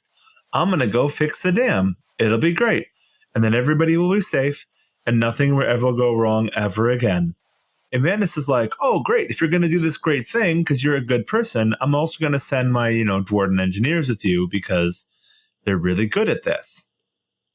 Yeah. So what they want to do, just to clarify the logistics, is that there's a bad river and there's a good river. Mm-hmm. Yeah. They want to dam the bad river that's feeding into the city to keep it separate. And so that's what Nathwaite's people are supposed to do, is dam the bad river. But secretly, they're diverting the bad river into the good river. No, say it on so. No. Yeah, and why would they do that? that's a good question. And Sub-Marshal Vandus kind of figures out only after Illumineth shows up. Mm-hmm. And almost immediately, he's just kind of done with everybody, and he wants to fight this elf, but he decides not to, because the Seneschal Oranath of the River Blades and the River Temple warns him that actually Evander Nathwaite is a rude dude who's got bad blood and needs to be stopped because otherwise everything's gonna die. Look what you made me do. But so if they're gonna pump the bad river into the good river, like why is that? Paven, is that your question? Like why is that a problem besides spreading more bad blood? Well, so yeah, why does he want to do that? And that is, Marshal Nathwaite is under the sway of Crypt Warden, Gore Warden. Gore Warden, yeah, who's a vampire, who's a Usharon flesh eater vampire. Sure. So yeah, and he will just do whatever he says, and if he wants to build a gross dam of dead people. And this plot somehow also threatens Verdigris too, right? Like why is Verdigris under threat because of this? Because the rivers don't flow there, do they? The second river does. The first river, the second one does. Yeah, the good river does. Good river goes that way. Second river does. Gotcha. I see. So, all reasons why they have to stop the nefarious plot of Nathwaite and his Gore Warden Lord or Overseer or whatever the word would be. I guess just Warden. So, what do they do about it? What is Van Dice? I'm not going to say Vandus because that's a different person. Van Dyce, what does Van Dyce have to do? What do we decide? Van Dyce decides he needs to confront Nathwaite because he knows that Warden Glimlock is involved in this plan now, thanks to Senescal Oranath, who literally immediately peaced out. He was like, hey, this bad thing is happening. Okay, goodbye. At least the like fire ghost stuck around and did a fight. Like these dudes as another Warcry warband are just like, ha, see ya, nerds. I'm going to come in so distressed between this like, nice little city of Sigmar that's doing just fine on its own. Thank you very much. And then peace out.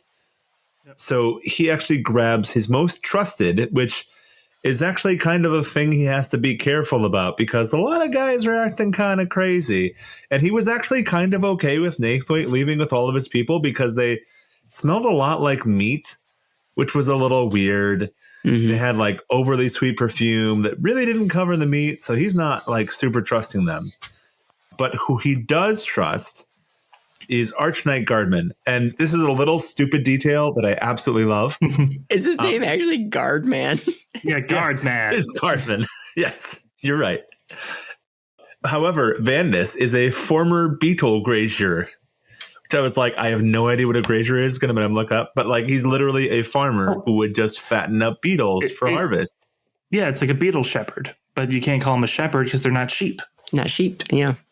Well, apparently you're not supposed to call him a grazier either because graziers only applies to cattle. But I guess in AOS it also grazier applies only to applies to creatures that eat grass, which is why, fun fact, if you're talking about dinosaurs that eat the plants on the ground, they're not graziers because grass didn't evolve yet. Mm-hmm. Wow, I got actually on that. I want 100%. To ask, but will not ask. Why do you know that? Don't answer because I didn't ask. He was a dinosaur. Will was a dinosaur. It's true. So Van Dyce and Archknight Guardman have to go like catch back up with Nathwaite. They're at the dam. I'm gonna laugh about that every time. They realize the dam is made of like body parts and stuff, right, or something like that, or it's like baked into the mortar. Or something gross. They're seeing like their friends and other Dawnbringers like in the water. Yeah, it's pretty gross. They confront him. I think there's a dramatic scene at the top of a dam or something at some point because if you're at a dam, there has to be a dramatic scene at the top. But it's around this time where you guys stop me if there's more things to add. But it's around this time. Their great reveal. Flesh Eater Courts all around again. Like they're really getting a lot of mileage out of Flesh Eater Courts between all these books that we're reading.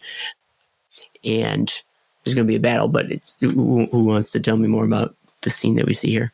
Well, actually, there's a really passionate, defense of what's going on by Nathwaite. And he's like, don't you see what good we're doing? Like, look at how wonderful we are. And then when they find out that he's actually Flesh Eater Courts, and then he's like, but you're betraying your heritage because Ushran is such a great king. And oh my goodness, I can't believe this. So he just like goes full on soliloquy in Hamlet. It's almost as if he has a skull in one hand and a dagger in the other about how much their betrayal is hurting him because how dare they? The confrontation on top of the dam, Archknight Guardman, gets ready to apprehend Nathwaite, and then he gets scooped up by the Gore Warden.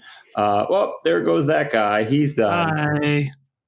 And then the ghouls overwhelm the Free Guild that are still good and not gone crazy, and our little boy Vandus gets knocked off the dam by Nathwaite, and he's like and we're like, oh man, well I guess he's dead, and then he gets scooped up, and we're like, by a blur with wings. By a blur with wings. Who could it be? Oh no, he's also gonna get eaten by the Gore Warden, which is worse than falling off the dam. But then we cut away. It's not the Gore Warden. It's Cruthusa again, catching somebody in midair. She's done it. She's got like one trick, and she's real good at that trick. But only one. How long does she have to wait around for somebody to knock off something and then catch them at the last minute? She could have intervened at any point, but chose not to and just waited. Well, she uses the power of prophecy to see the perfect moment to swoop in and catch something. She can see the future. She can see the future. So I suppose she plans it. She knows it's going to happen, and she's just waiting for it. Yeah. So quickly, I guess before this, while Verdigris was being settled, they were fighting a lot. They were not just like kind of quietly settling. They had to fight Cruel Boys. They had to fight Nurgle. and Marshal Thorian is like being extremely aggressive in their like kind of defense of their land and their cleansing of different like beasts and foes. I thought this was a weird like time to bring, and not you, I mean the book. It was a weird time to sort of bring that up. Like we're in the middle of like very like small scale like micro action, and they're like, oh yeah, but also by the way, Verdigris is fighting all these big like battles and stuff. But hey, let's get back to the not interesting, but like the fast paced story. It didn't have the same. Whereas I liked it on the Ashy side, it had a weird vibe on this side kind of for me. Yeah, it breaks up the action instead of like feeling like an action film. Yeah, exactly. It was, I mean, I could see maybe they were trying to have a parallel, but this side didn't do it for me. But okay, again, that's maybe a later conversation. Let's get back to the fun stuff. Blur swoops in, catches Van Dice, and what do you know? Some daughters of Cain, but not necessarily followers of Marathi, are also there to help. Yeah, so they go back to Verdigris. They meet with Marshal Thorian, the sub-marshal Crethusa, and they're just like, hey, this curse is also here, but if this river is diverted straight to the city, it will curse the city and the city will fail. So we gotta fight. We have to protect the city. And so Marshal Thorian, exhausted, been fighting for days, been fighting for months, rallies the troops and marches back out of the city and marches on the dam.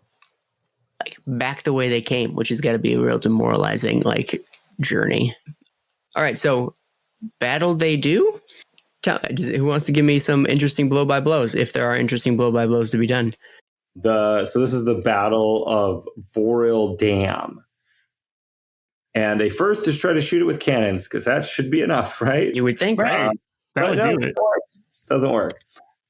And so there's a big battle. There's tons of ghouls. The Canaanites, which have very kind of reinforced the Dawnbringer, the Crusade Castlight formations,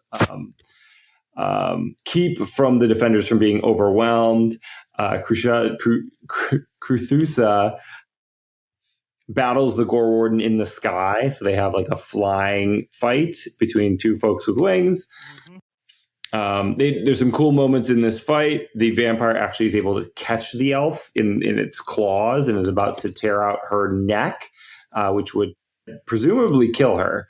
But then maybe uses her shadow / bird feather summon to summon her attack ravens, and they fly right at the vampire and they attack his eyes, his guts, and they even fly down his throat, which is yucky. Gross. Well, unless he was hungry, like maybe he's like, yeah, that's exactly where I want you. Yeah, right. And that seems to kill the vampire, and it falls down to the earth dead. Yeah. My favorite part, he falls down dead, and then a bunch of soldiers come up and start kicking him anyways, just to be sure. I mean, like human soldiers. Yeah. In all They seriousness, just start stabbing him. though, like this is an interesting point that I don't know how we interpret it and how it fits in with the lore. Yep. Because the bird has flown down the Gore Warden's throat and like pecked him, etc. But like, is he dying from blood loss? Like, vampires don't necessarily breathe. They don't necessarily have to have their heart going. So like, it was a little weird, and I didn't understand exactly how he was. Like, I was gonna say his one weakness. Crushed? Yeah, his one weakness was throwing ravens down his throat. How could you know? You solved my vampire puzzle with ravens. That's why I think it's the random soldiers who just kept stabbing him after he hit the ground. They're the ones that finished him off. He was perfectly fine up until that point. Yeah. What about Nathwaite? What's he up to? Like, especially with his like Gore Warden like defeated. Like, how does he take this? So he finally has a moment of clarity with his vampire master destroyed, and he's like, "Oh no, what have I become?" But thankfully, he sees a big pile of TNT, I guess, kind of like a first-person shooter or in a cartoon, and he's like, "Okay, well, I'll just blow everything up." And so he blows himself and the dam up and saves the day, and he dies the hero he once was. Except no one saw it. We saw it. We saw it. Well, we saw it. Sigmar saw it. I just love there is a few connecting threads in this series. One was always, hey, here's a named character in the Crusade who wasn't around before, and they're here now, and they're gone. And the other through line is one of the marshals seeing that the battle of his fortress is lost and just walking over to the biggest pile of explosives there is and just setting it off. And to atone for past sins, right? Like, Yeah, to atone for past sins. Like this will do it. There should be rules for a marshal setting off a pile of explosives and taking out a bunch of people with him. Yeah, city's a Sigma. It needs a higher dice roll. It can't just be on a 2+ every time. It needs to be like a 5+ or something, maybe with some extra bonuses, but you know. And so the flesh eater courts are washed away. The blood gets diluted or something, and it flows in places that it doesn't matter. It goes to the other river. Yeah. There's actually a little story later on in the book that talks about how the river wardens actually cleanse the river while all this is going on. So even if the dam had held, it still would have been fine. They basically fix it 2 ways. So even the people that were infected, but it doesn't matter because Nathwaite is washed away anyway. So yeah. So I mean that's a good segue into end of story stuff. Were there any other events that are worth mentioning, or any epilogue stuff that jumped out at you guys that you want to talk about? Was there epilogue stuff in this one? A little bit, not a ton. Some. Yeah, there was. I guess the River Wardens was one of it, or the River Elves. Any other ones that caught your guys' eye? They still talk about how Verdigris is like kind of like surrounded by danger. They talk about Chaos Warbands, Greenskins, freezing rain, ankle deep water. Or some of those things don't seem as dangerous as the other ones. This is more of a description of the realm surrounding Verdigris. You get a thing called Bloatfoot, which I'd rather be killed by a greenskin than deal with bloat. Yeah, I don't want that. They say Nigwith Crossing. Yeah, we lost another city in this crusade, but that one wasn't that great. It was just a settlement. Verdigris is supposed to be bigger and better. Mm-hmm. And then, in the western reaches from Verdigris is a distant horizon, and there's vivid flames, and Inferno seems to draw closer. I didn't know what that was, but I know what it is now. I suspect of life and hordes of herd beasts fleeing. Just like that scene in episode 1 of Star Wars, where you get first introduced to Jar Jar. So we're gonna get Jar Jar in book 6. Something's coming. Something on its way. Way to hype the people up. Sure. There also was a tiny little thing of the Shadow Queen's Wrath, where it's literally Marathi talking to herself and getting angry with herself that herself won't make the same decisions because it's the Shadow Queen and Marathi Kane. So I thought that was kind of fun. Sure. And then the Wrath of the Hamadryth too. Will, do you want to talk about that one? Yeah, so Wrath of the Hamadryth. So Fort Gardus, we kind of flash back to when King Broad kind of got that conquest. And he's sitting there nice and happy with his victory, except Dritja Hamadryth, Queen of the Outcasts, neither forgives nor forgets. So she starts hunting the Mega Gargants. And I love this idea of them being like these Mega Gargants are towering over the forest and they're being hunted by the trees. And he is just deciding to pull up every tree he can find by its roots so the Sylvaneth have nowhere to hide. And I really like this idea that when they were doing like the reveals for the Sons of Behemoth, they were leaning into like old folk tales about giants. So we've kind of got this folk tale battle between giants and like forest fairies going on in Ghyran now. That's cool. I like that.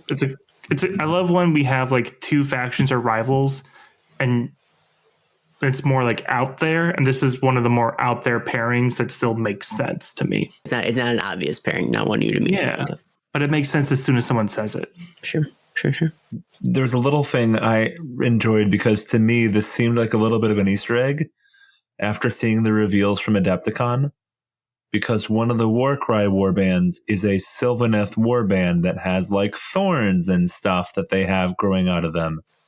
And it talks about how the Mega Gargants are strangled by thorns and things like that. So I wonder if that was kind of a Like, oh, if you know, kind of deal. Oh, I didn't even think about that.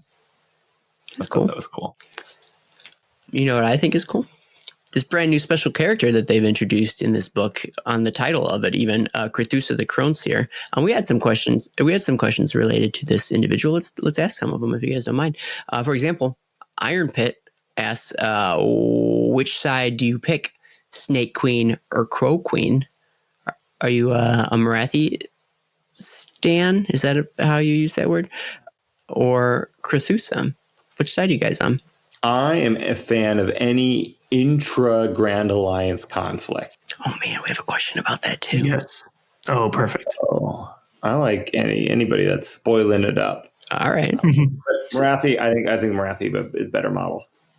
Fair. Yes. Fair. Hey, Will, which side are you on? Pick a side. I pick Crow Seer because I don't like snakes. Oh no. There we go. Scary. Point against Marathi. I like regular non-snake Marathi with the metal wings. Sure. I don't care for Shadow Queen. Gotcha. You like hot Marathi. Hot. I mean, yeah. Well, no, you got to be more specific. That doesn't do it. That doesn't get. Yeah, that doesn't narrow it down. Yeah. Hey, Paul. Snake Queen or Crow Queen? There is no Spider Queen. I know. I was very disappointed in that, but I'm definitely going to go with Crethusa because I've been running a Path to Glory army for like an entire edition now. That is a Dawnbringer Crusade out of Hardcover, and my main character is a male magic user, and so he does not like Marathi because Marathi wants to kill all the males that use magic, and so in my lore, Crethusa is a little bit more benevolent when it comes to men casting magic. So, Okay. I don't think she wants I like to kill them all. She just keeps them in slavery. Yeah, they Isn't just, that what she just warlocks doesn't are? like him. literally make his life a living hell, or he can try and join this other side. So, Fair. Well, let's not have him exaggerate while he does it. Yeah. have you met any elves? Like that's literally their entire shtick. But yeah, fair point. Well I made. also like Crow Queen. I think I'm on Crethusa's side.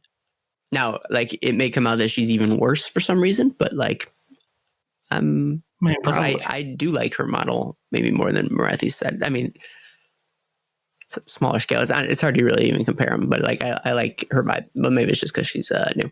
You're talking about intra-faction conflict.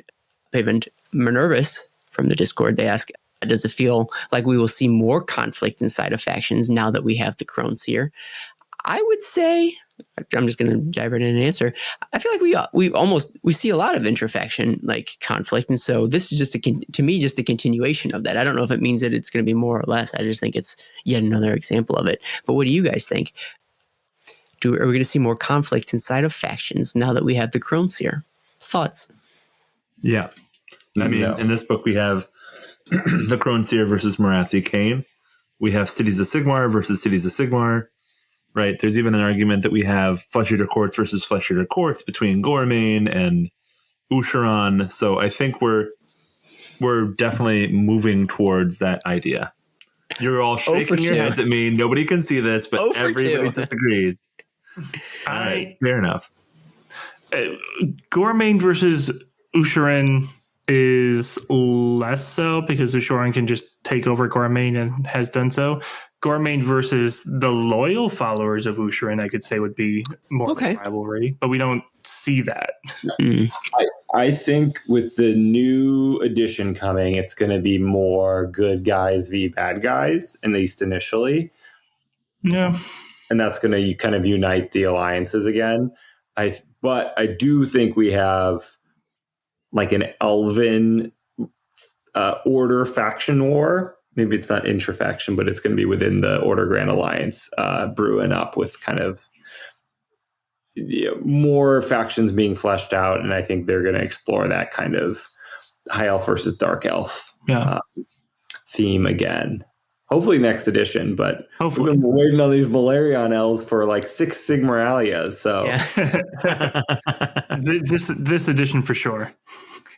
I'm trying to think of other intra-faction. I said so definitively that I thought there is a lot of intra-faction conflict, but now I'm having a hard time thinking of it. I mean, Slaves to Darkness. I was just going to say, yeah, that was the one that I was coming up with. The Vanguard. The last book we had a lot of death faction conflict, which is death on death. Yeah, there you go. I mean, Gordrak versus like Kragnos, kind of loose connection.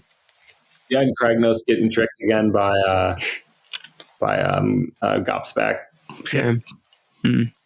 So it not rare. I mean, it happens.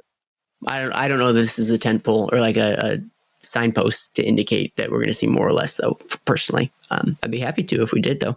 I would love if we got some interfaction combat between two new named Ogor Maw tribe leaders, because I think that would just be funny. Yeah, it would be funny. And also to get the named character finally. Gut punching. A question from patron Chrisling. Thanks, Chrisling. Hey, how much of a threat are the cult of Morai Heg to Morathi Kane? Do you think that this new cult is any threat to Morathi Kane whatsoever? I personally don't think so, but I'd be curious to know what you guys think. They're a threat because they're actually right. They have morality on their side, or maybe not morality, but like the truth. The truth. I think like as far as like actual like power and numbers and these kind of things, I think Morathi probably holds 90% of control over the cult. But sure. The risk of her being exposed is, I think, a big risk. Yeah, true. Yep. Cool. Any other Crethusa Crone Seer stuff? I guess we didn't really talk about her background. Does anybody want to dive into like what her shtick is? It's rare that we get this far in the episode having not talked about what her history is normally, because we normally jump the gun, but we didn't do it today. So I love it. She used to be an outcast, kind of separate from the rest of the Sisterhood of Cain, and she started to like research and fall in love with Morai Heg. It says specifically that she's obsessed with the lore of Morai Heg, which, girl, I think we've all been there. And she finally comes across this artifact, this crown with spikes in it, and is kind of told, like, if you put on this crown of spikes and gouge out your own eyes, you will gain immense power over prophecy and fate. And with her blinding faith, pun intended, she puts on the crown, loses her eyesight, and nothing. Just diddly squat. So she's now kind of outcast and blind, wandering almost the wastelands of Olgu until in Morathi's ascension to godhood for a little bit, Slanesh is kind of rent open, and a little bit of Morai Heg seeps out and grants Crethusa the power to see prophecy. And Crethusa believes that the old elven gods, plural, will come out and show Morathi what is what. So what is what? What is what? So we've got potential for more future expansions to... It's currently known as Daughters of Cain, maybe known as something else down the... My theory is that it's just going to be Dark Elves again, and Valerian and all the other old Dark Elf gods and beings are going to get roped into one army, but it's going to be a divided army that doesn't like each other. Mm-hmm. I'm inclined to think that that's true too. I don't think they'll probably bring the cities of Sigmar Dark Elves into it. I think they'll probably over time just phase that nonsense out. Yeah, and then it'll be new Malarian stuff, and the Daughters of Cain stuff will be my guess. In the same way, it'll be a parallel between that and a Teclis Interior inside of a Lumineth army is my scry there. I agree. And Mariah Hag is a goddess from the old world, but she was actually only one of 3. There are 2 other goddesses which she was very closely aligned with. So it's possible we might see some of the other 2 show up in Malarian's army or in a future expansion, something like that. So that would be very interesting. Very cool. Any other more or any other Crethusa Crone Seer thoughts? I did have one, and this is not necessarily about her, but it's specifically that this like plot line of where she came from and how she found this crown and you just put it in your eyes and then you gain immense power is also the plot of Bad Loon Rising, which is one of my favorite books released last year. So a little bit of a spoiler that, hey, that's the point of the book. But it literally is, there's a circlet, and then you put your eyes out, and then you'll get immense power. So I was amused that there was a kind of a copy of that idea. So Oh, all right. That's cool. And now I don't need to read that book. Thank you. Just kidding. All right, cool. So then we'll switch over to what I would say new, but not really new characters. It's Toll and Callus and Toll. Not Toll and Callus. You can't say it. Wrong order, Aaron. As far as like models go, are introduced in this book, but we've been following Callus and Toll for a while now. I suppose the new characters are actually their gang of misfits that are accompanying them. The Lissa Ravenna from Lethis, which we had talked about before, Mistress Varentia, who we had mentioned is a bunch of pets and can use them as their informants, and Valius the Keeper Axion. Did you guys have any thoughts about those three, or Callus and Toll themselves, that jumped out at you that you wanted to talk about here to share with the listeners? I enjoy that this is an expansion on the Horthaverse, right? Because we got Callus and Toll, and then we've got kind of these other characters that we're now kind of looping into the story, which I think is super fun and engaging. Yeah. I enjoyed the kind of play between Mistress Varentia and Crethusa, because Crethusa uses ravens and she can see through them, even though she can't see through her eyes. And Mistress Varentia has this like power glove that lets her communicate with like rats and bats and stuff like that. So I thought that was super fun. And cats and mats. Exactly. Oh, 100%. And the connection goes further because Crethusa is she who reads the weave, but Mistress Varentia is the Weaver of Whispers. So she's got all these whispers that she's weaving, and Crethusa's just standing there reading them all. Oh yeah, that's good. That's real good. Oh, I like that. And she's just like filing through it. That's a good whisper. Paul, you mentioned the Horthaverse, and that leads me to another listener question posed by SageMo14. They ask, does the book remember Shivanya exists? Short answer, no. Long answer, no. But also kind of. She's you just know the answer is no. Ravenna You now. know, not kind of. I don't know who that is. Her character I know is who very it is, much but they're the never same. mentioned. Like, to me, her character of Shivanya is very much the exact same character as Lissa Ravenna. So, yes, but no. No, not But yet. yes. The answer is definitively no. The character is someone else. If you're going to go only on the basis of the actual name of the character, you're absolutely correct. If you're going to go on truth and fact, I don't know what you're but if you go on who the character actually is, like breaks into things, does things that are slightly illegal, gets thrown in jail constantly, gets her partner killed, it's the same character. If Has a ghost that she carries around, and like a Pokeball skull. I don't know if that's two people do the same thing, but they are two different people. They are not the same people. They are But if there are different characters people. in a written universe that associate with the same written character, there's an argument to be made that it's the same character.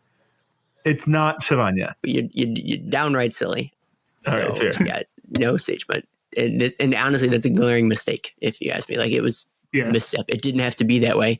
Hey, I don't think anyone does, but hey, GW, if you're listening, you didn't have to do that. That was incorrect.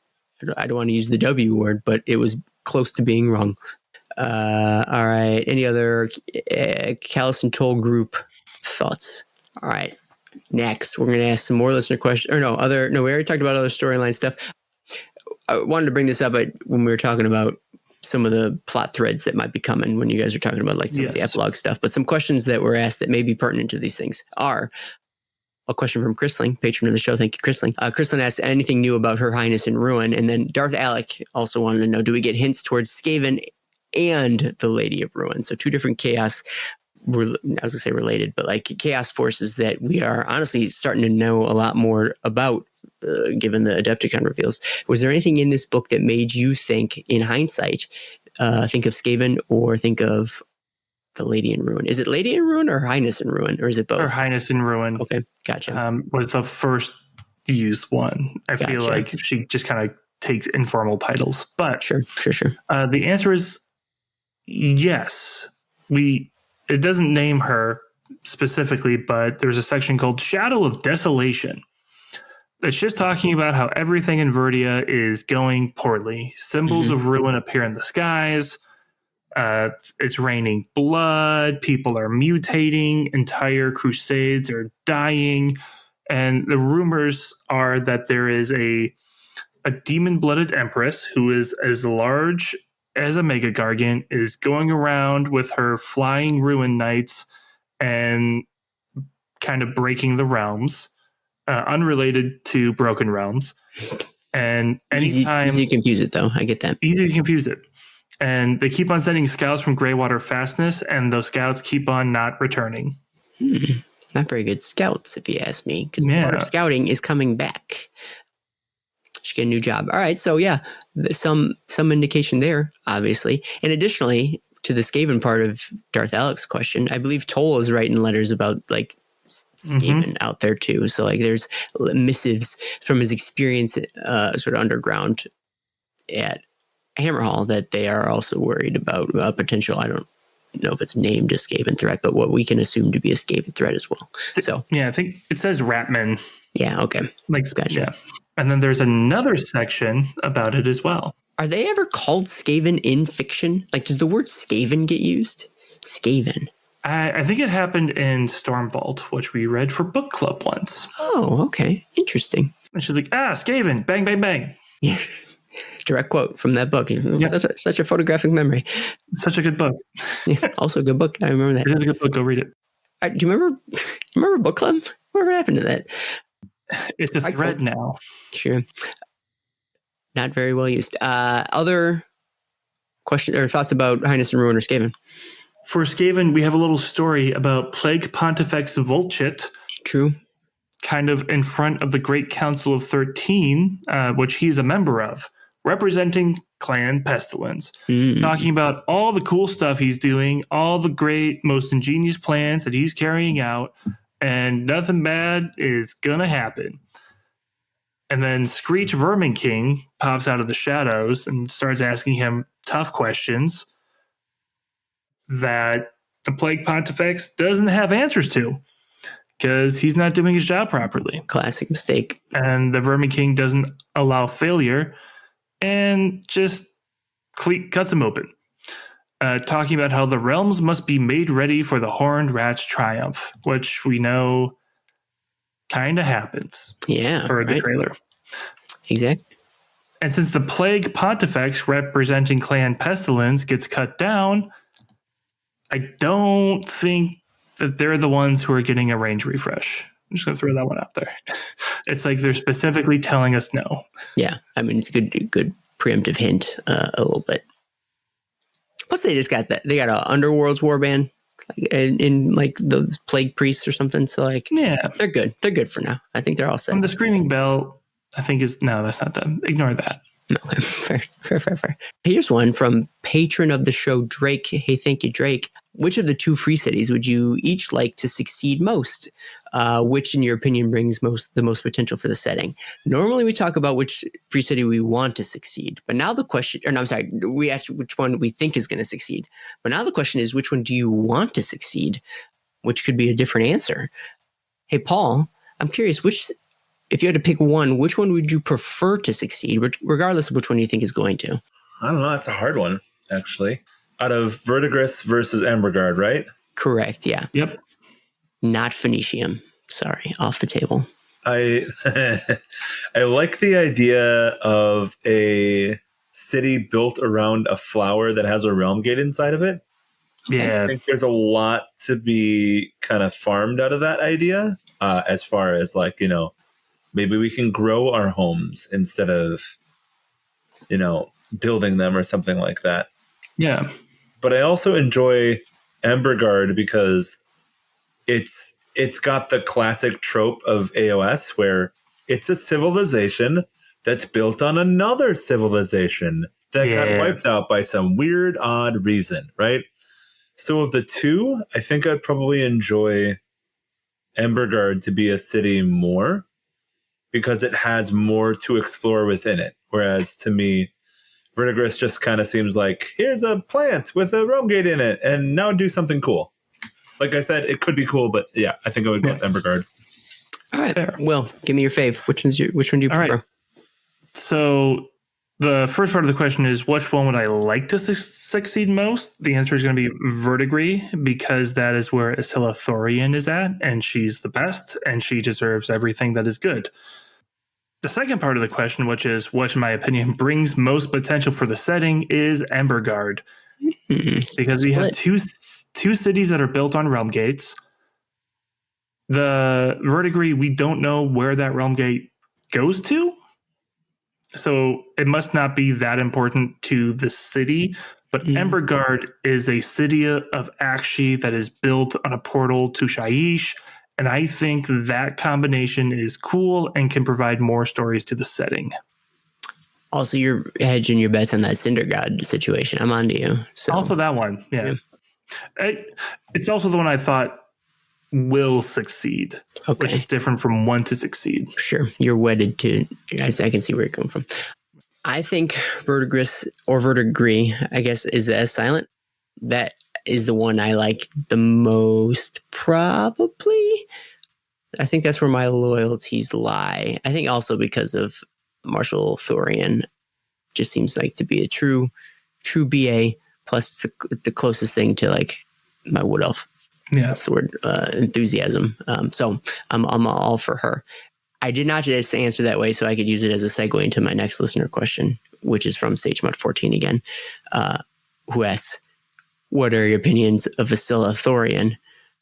So I'd be curious to know what you guys thought. It seems like we're a pretty big fan. And then which of the generals in the Twin-Tailed Crusade is the better strategist? Are any of them good strategists? So what do we think about Thorian? And who's got better strategy on either side of the Dawnbringers coin? What do you guys think? I think Asilia Thorian is better because she actually was able to recover some of the people that were lost. For example, and she's still alive. She's still alive. I suppose maybe not in compared to Sinestra. I guess they're both alive. I love the idea of a mini Ilariel running around as well, which is essentially what her character is, a human mini Ilariel. And that sounds amazing to me. That, to me, adds a little bit more to the setting than a character who doesn't die. But we'll see. Yeah. Can be convinced either way. What do you think, Will? I love her. She's beating the odds. Love. And I love reclaimed characters, people who are of the realms.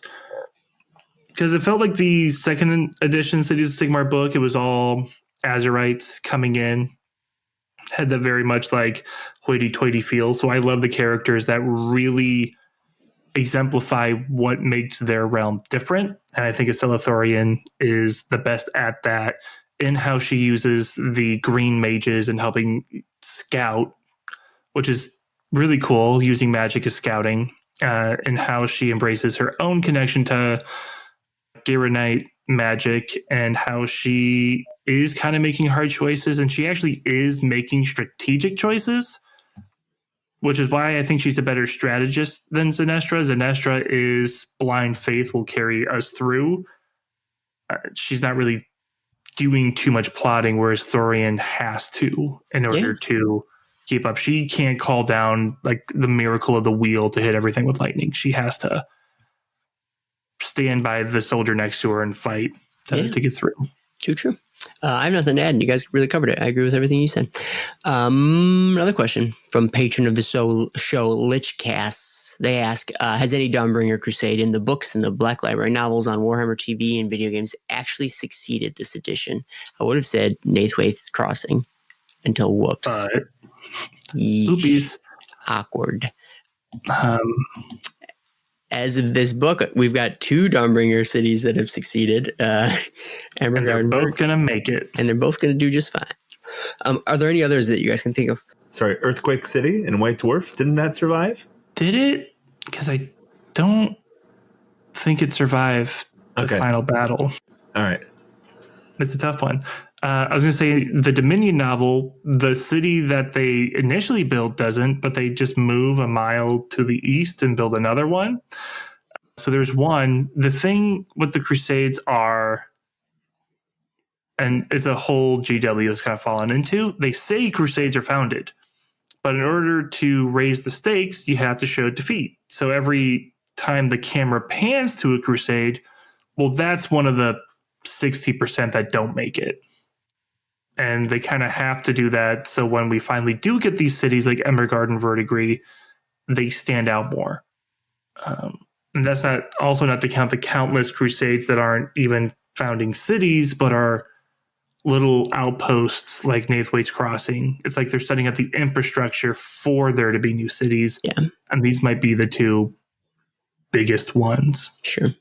Like a web system where they need One to more support question each I need Will's help with. Those short stories about the Dawnbringer Crusades, there were like 3 or 4 of them. Did any of those survive? I read them, but I didn't read them to see if they survived. I just read them for it is a fun story. So there's a cool one in Hish where they go to this ancient city and they all get slaughtered by cruel boys whose cruel shields are actually mirrors to blind you. Love it. There's one where this dude goes to a party to raise money.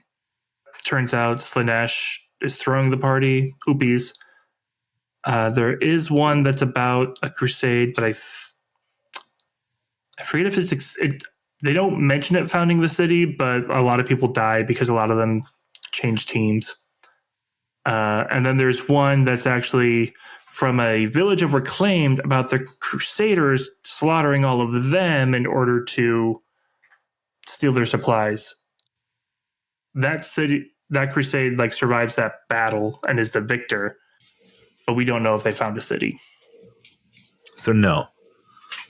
Yeah. What I'm hearing is no, we don't have a story where a Dawnbringer Crusade actually survives. So but there are 2 where they could. They go on. We just don't know what happens to them. Hey, dear listeners, your headcanon crusade will survive, though. Your headcanon crusade is going to make it. Believe me when I tell you that. Yeah. It'll be just fine. You're the 40%. Yeah, you totally, you did it. Congratulations. Another question, another patron of the show, Mealhern, they ask, and this is a sad one, guys. Are you ready for a sad question? Are my Beasts of Chaos the only faction without an entry in the 5 books? Maybe. Could be. Definitively not.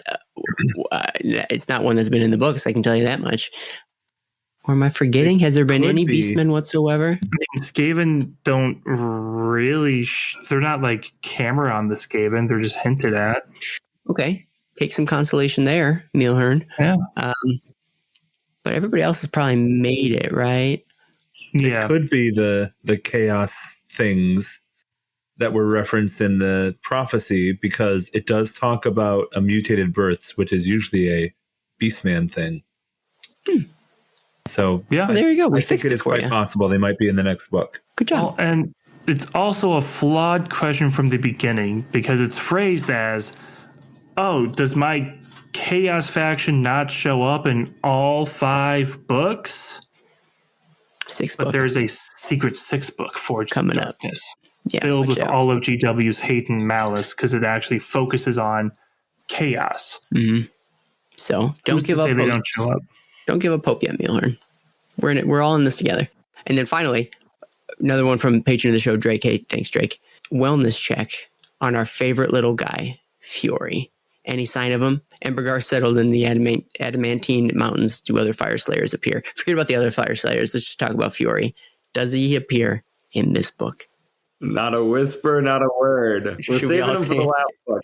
Yeah, he's going to swoop in. He's going to be Deus Ex Fiori swooping in. Remember, he survived for a reason. That was his whole backstory. Yeah. He lived because he had a purpose. God, I hope we see him. Oh, how great would it be? I mean, I feel like he has to because all of the other Fire Slayers had their holds destroyed by Trogoths and Trug, but Fiori specifically had his destroyed by Skaven. So he's like gotta be there when they show up, right? he just gotta. He has to. Yeah, Please? gosh. Please. I mean, that's where GW we're begging. I want Fiori to show up as one of the short stories and get killed before the 6th book is released. It You would just be son so of a perfect. gun. Why would you want that? Like, It'd be so perfect. He's standing and he looks down as there's a giant X, and that's where the city like punches up through. Exactly. Stands right on it. All right, I think that does it for the questions we were going to ask.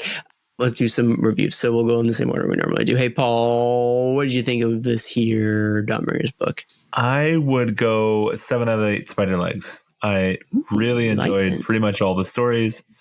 I loved the underground part of Akshi.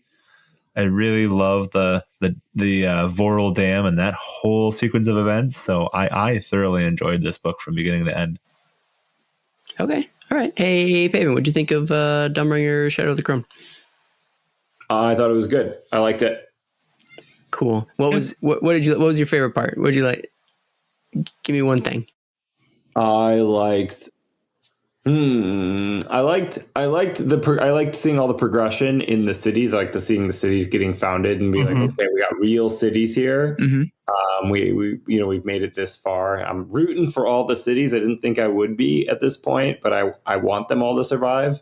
They're not going to, especially Verdigris. No.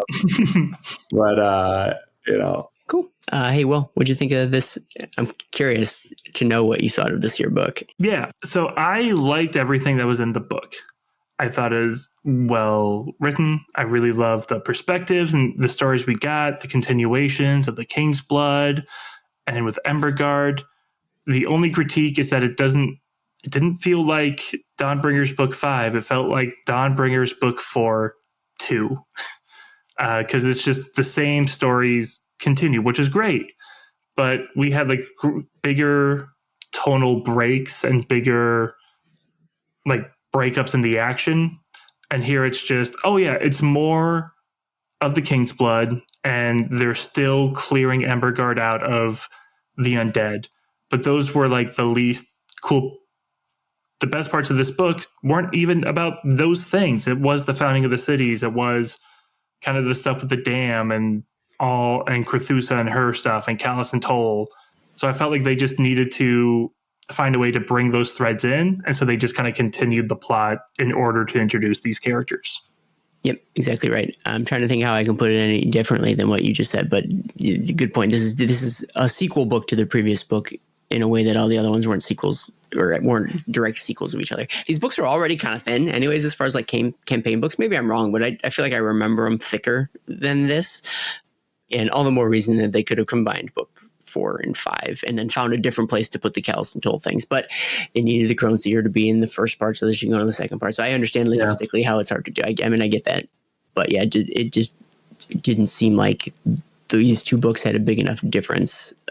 Yeah, Scenes or settings or what have you. The pacing is a little wonky, especially considering like the next book seems like it will be a very marked departure from what we were just reading about, right? So like that even throws it in highlight that this was an odd, as I say, jump, but really a lack of a jump. But I mean, still if they were the same book, 4 and 5, like I would really like the combination of 4 and 5. And in fact, it would make 4 better in my mind too. So like in doing so, I think it would probably improve my opinion of the whole lot, which is to say taking them together, I dug them pretty thoroughly. So I mean, give it at least a thumbs up, maybe even a thumb and a half, which, ouch, what happened to that half of that thumb? Any other parting thoughts, my friends, before we get out of here? Cool. Well, in that case, it's time for our reforging. But Sigmar willing, we'll be back soon. Like, subscribe, share, leave a review. Join us on Discord. Drop a tip on our Patreon. Anything you can do will spread the word of Sigmar farther than we can on our own.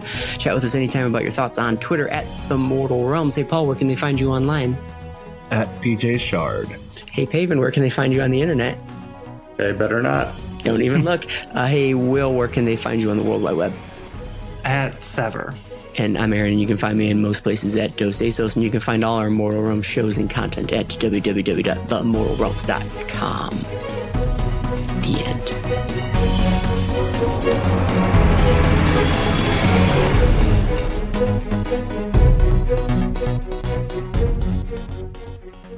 Well, there was a old world god of the sun, whose name was Shotek, if I'm not mistaken. Sure. God of the sun, and as such is imbued with a fiery energy that belies the cold-blooded nature of the lizard man race. How did you get there so quickly? So maybe she's a secret lizard lady from Mars. She was a skink this whole time. Yeah, I should have suspected it. You should have known. There's a Paul theory right there. Yeah. Found it. They asked, now that we have the vaguest sense of them, which of the two free cities, oh damn, okay, I understand now, I needed a punctuation in there. All right, now that we have the vaguest sense of them, which of the two free cities would you each like to succeed most? Have these Dawnbringers founded a dang city yet? They have to have had to, but nope. They have to have by now. Damn it, I can't talk. They have to have by now